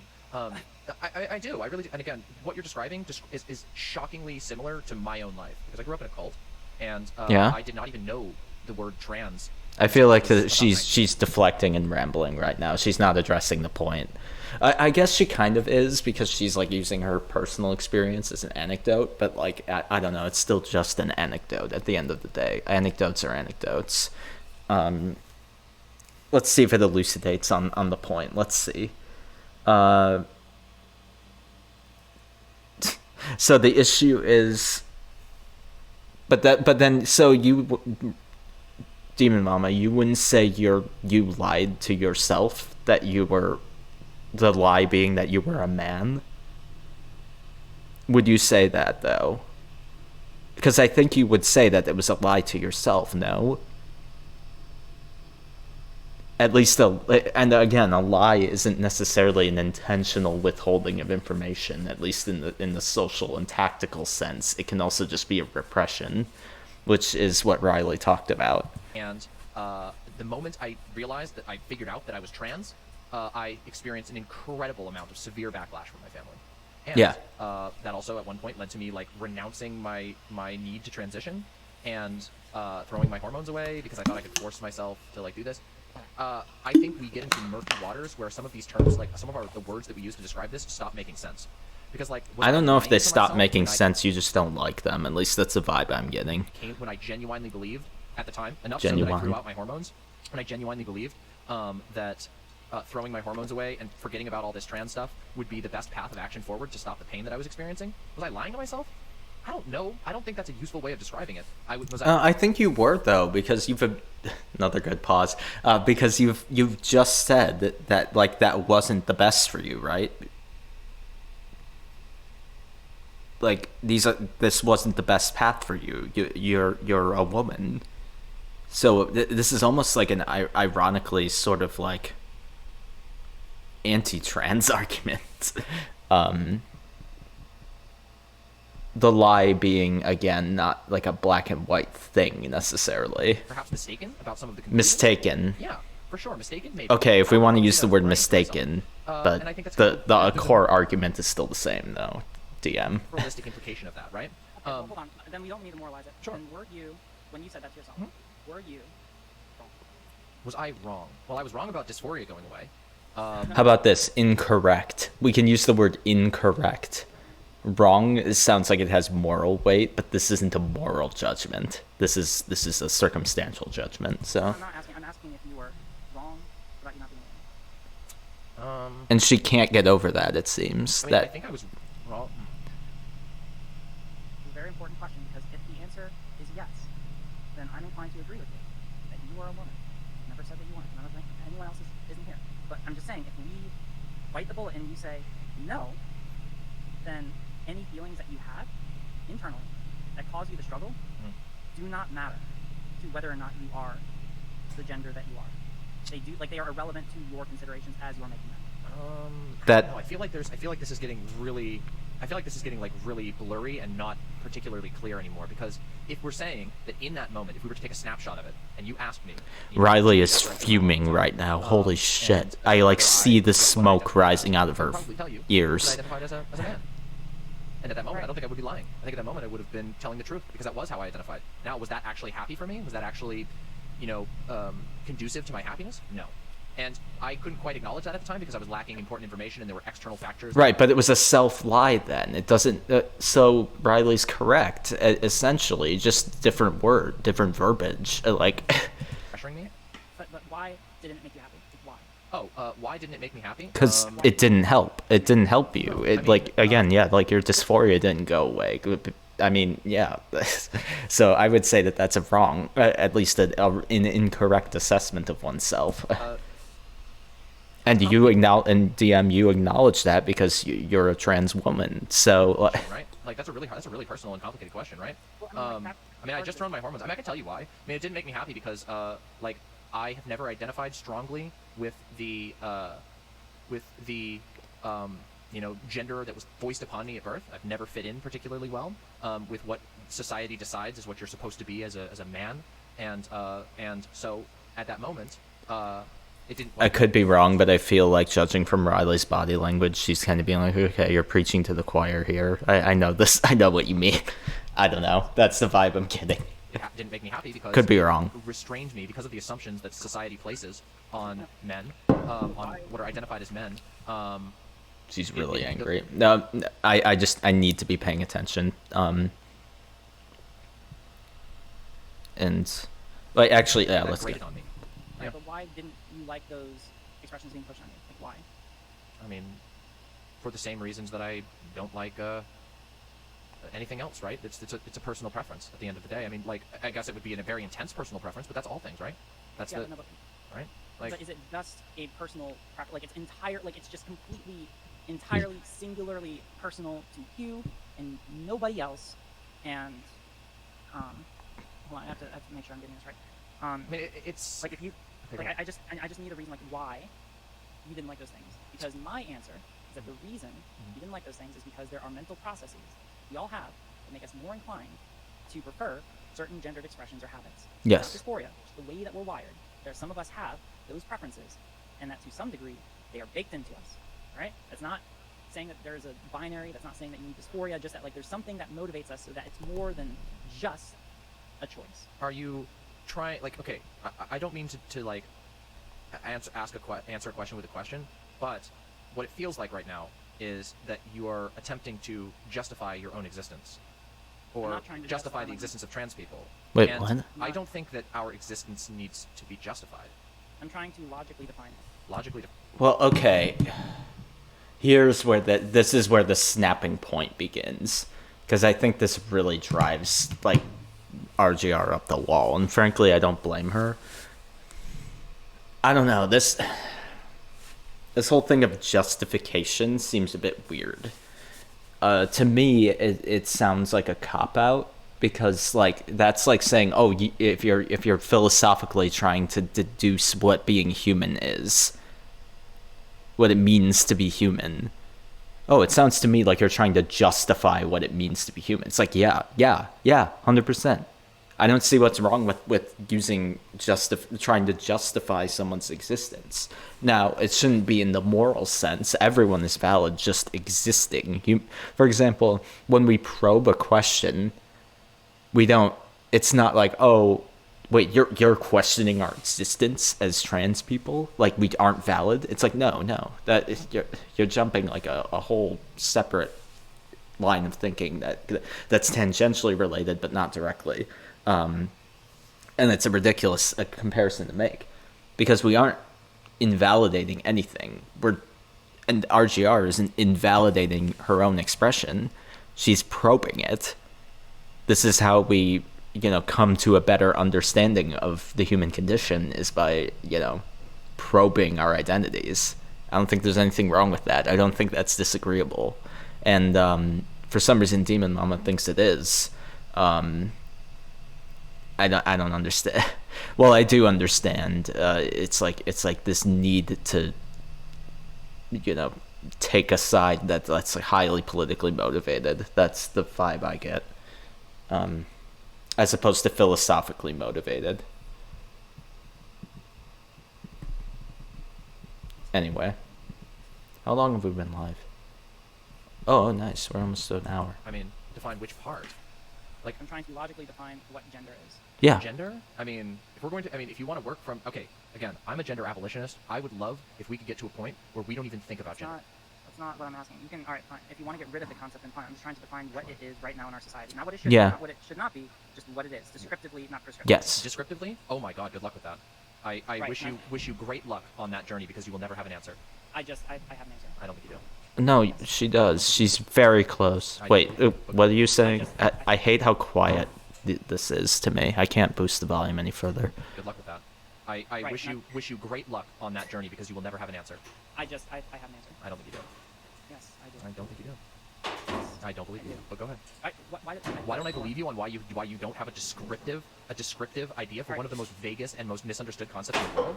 All right, you want to? All right, fine. Then the evidence I use, all right, argument equals evidence, or opinion equals evidence. The reason why is because I base my opinion based on the totality of all the academic literature on what gender is. I've read all the literature on what gender is, and I base it off of what the prevailing academic theories on what gender is. All right, that's why. Okay. That's great. But you do realize that almost no one agrees with you, right? What? Literally everyone agrees with me. No, they don't. Yes, they do. The entirety of society does not agree with you, and just the because prevailing academic consensus on it does. Wait, on what? I feel like this has gotten so far away from, like, what are you even saying right now? You're literally just like making this claim and say, wait, let's back up like 3 paces. All right, we've only got 7 minutes to go. Let's back this up.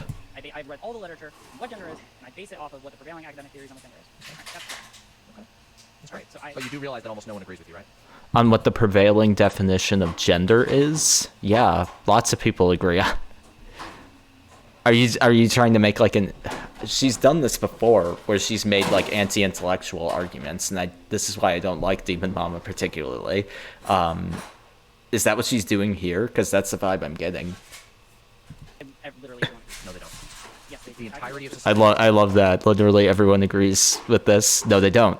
Literally everyone agrees. No, they don't. Agree with you. And Amazing. The prevailing academic consensus on it does. no, I really disagree with you. I think you're wrong. Are you sure? Can you pull up some studies? If you're gonna say you disagree, pull up some studies, because that's not even a philosophical argument at that point. That's a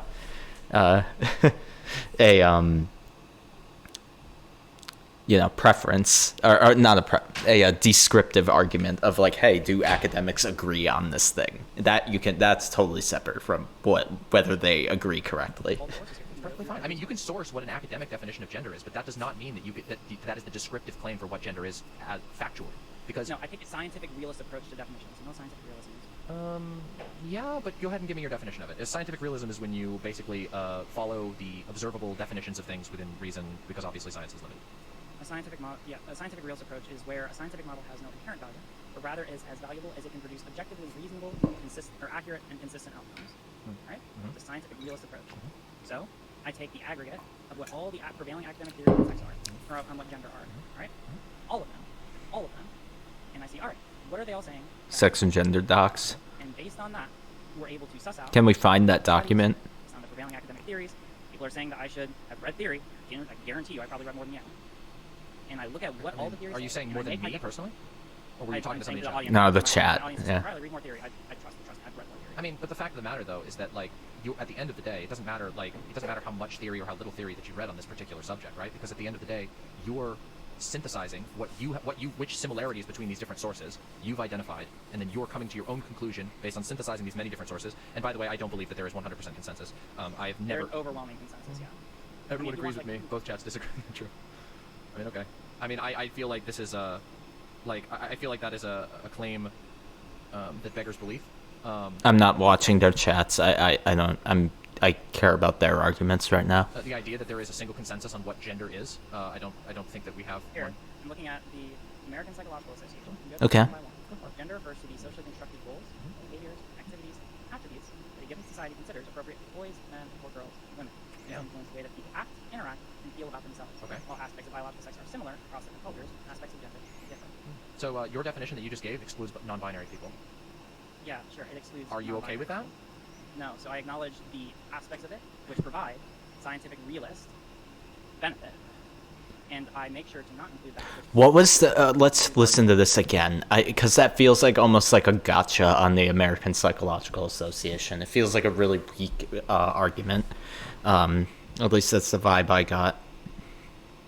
I keep saying that. That's like my go-to right now. At least that's the vibe I got.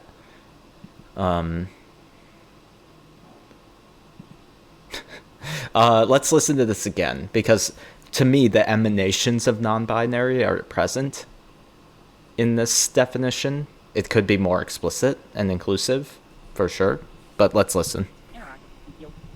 Because I can't see it. It's cut off. I don't think that we have one. I'm looking at the. I'm listening, but. You go through them one by one. Gender refers to the socially constructed goals, behaviors, activities, attributes that a given society considers appropriate for boys, men, or girls, women. These influence the way that people act, interact, and feel about themselves. Oh yeah, it kind of does. Biological sex are similar across different cultures. Aspects of gender differ. So your definition aspects of gender can differ, so that does kind of leave some open. But yeah, the language could be more inclusive. Yeah, So. sure, it excludes Are you okay with that? No. So I acknowledge the aspects of it which provide. That's not a massive gotcha that you think it is. benefit, and I make It's a single word choice could have actually fixed that. Like there's literally that definition still holds true even if you change up the wording to factor non-binary people in. To not produce reasonable, accurate, or consistent outcomes. Okay. So And also, like, if you want to just like so throw there's, out but you're everything that the literally American disagreeing with your own Psychological- sources. No, So this is where I'm saying that you're synthesizing. Hold on. You literally are. Hold on. Are you about to throw out the American Psychological Association as a credible source? If you are, No, then this I'm not. conversation I'm just saying that their definition is even flawed, and we can recognize this, and we can point this out.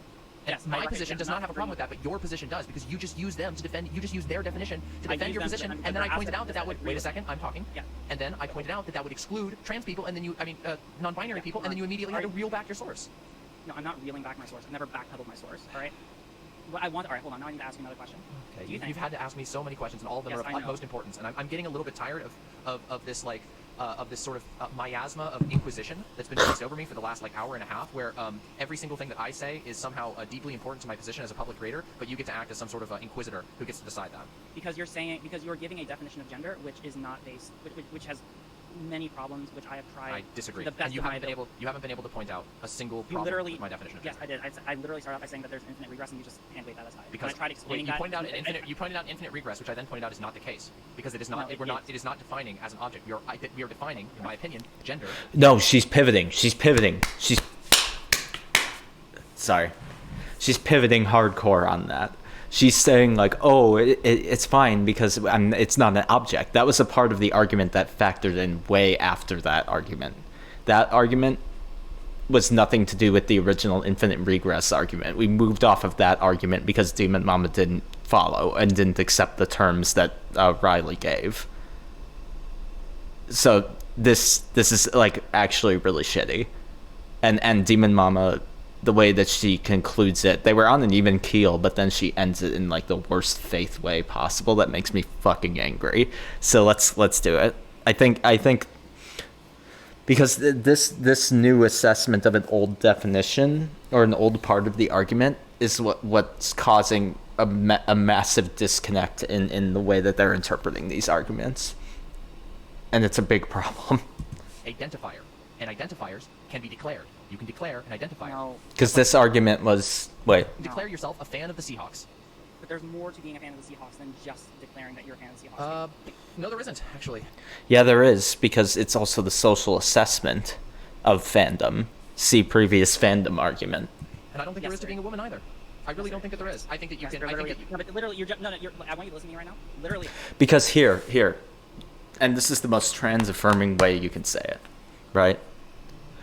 Demon Mama, if it didn't matter the idea of presenting as a woman, you wouldn't care enough to present yourself physically as a woman. Dysphoria wouldn't be a thing, and you would just exist. There would be no gender, there would be no nothing. There would be no reason to do any transition. Now that would be an awesome world, would it not? Because then I don't know, I could be getting into weighty territory, and I'm perfectly willing to accept that I don't have full knowledge of this. But I'm just saying logically, it doesn't seem to hold. Because it's like saying, oh,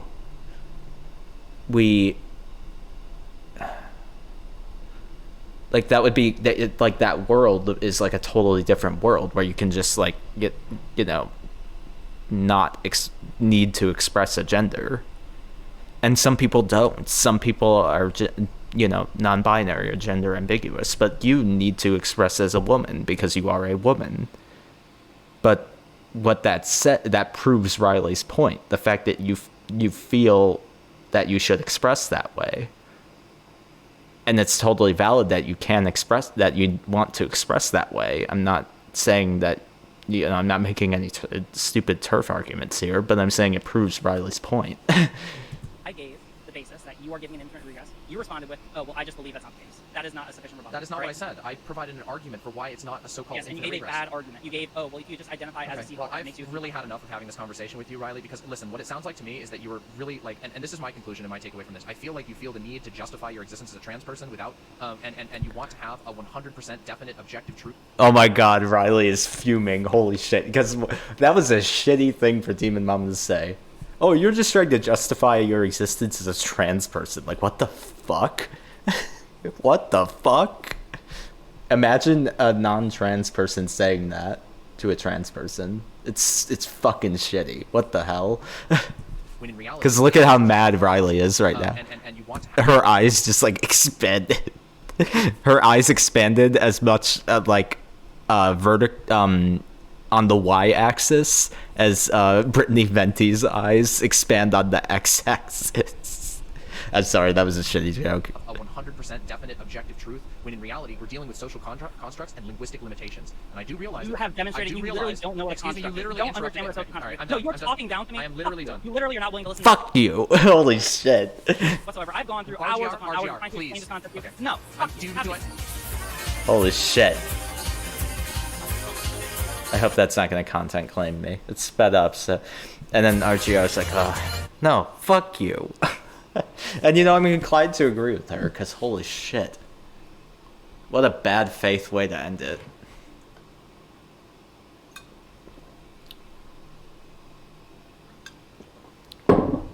Alright. So.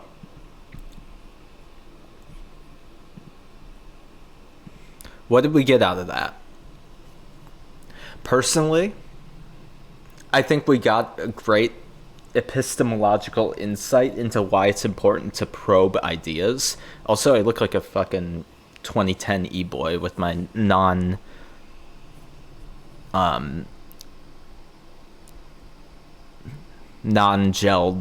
hair. So I think what we got from that was like an epistemological like breakdown for why it's important to probe issues, even if they're sensitive. I think it's very important. A lot of the questions that were raised by Riley are very important to not to quote unquote justify one's existence, but to come to a fuller understanding of what that existence is and why it is what it is. It's not, invalidating. It's not about validation. It's about epistemology and unpacking. That's like the whole point of a debate and philosophical discussion, because we accept that they both, and I accept it too, that the ground principles of why trans people are valid. I mean, that's not even on the chopping block right now for the discussion. But like, if Demon Mama kept acting like it was, and I don't know. That's my general takeaway from that whole discussion. Excuse me. Holy crap, the burping. It's the alcohol, yeah. But I wanted to do this before I have too much fun with the alcohol, because this requires like 110% cognition. Because it was a complicated debate to watch, and it was a very interesting debate. But at the end of the day, I think RGR won, frankly, just because she actually like engaged with the philosophy like in a way that was like more considerate than Demon Mama did. Demon Mama kind of just engaged with the surface level and then like went into linguistic philosophy, but not even like in a way that was like internally consistent with itself. For example, she didn't engage with the linguistic game concept at all, and the fact that games have rules and rules are decided upon by the players, which would help explain the passing politics that were briefly expounded upon at the beginning of the debate, but kind of fell off to the wayside because Demon Mama didn't want to address them. At least that's the vibe I got. She wanted to stick with this fantastical gender abolition concept, which frankly is not what this discussion is, and I think it clouded her judgment. When she could have had a way more interesting discussion with RGR about why it's important to bolster arguments even when they seem intuitively obvious to the arguers. But yeah, that's my general take. And with that, I think that'll call it for this portion of the stream. But don't go anywhere, because I am going to be playing Kirby with my roommate in probably the next 30-ish minutes. I think I'll have to cut the stream in order to do that, just because it's going to be a totally different kind of setup. And it is kind of a good breaking point because the subject matter is totally different. So yeah, I might do that. But thank you all so much for tuning in for this part. Don't go anywhere, because I'm not done streaming for the night. We're going to play some Koibi. Yeah. Peace out. Thanks for tuning in. That was a very interesting discussion to watch.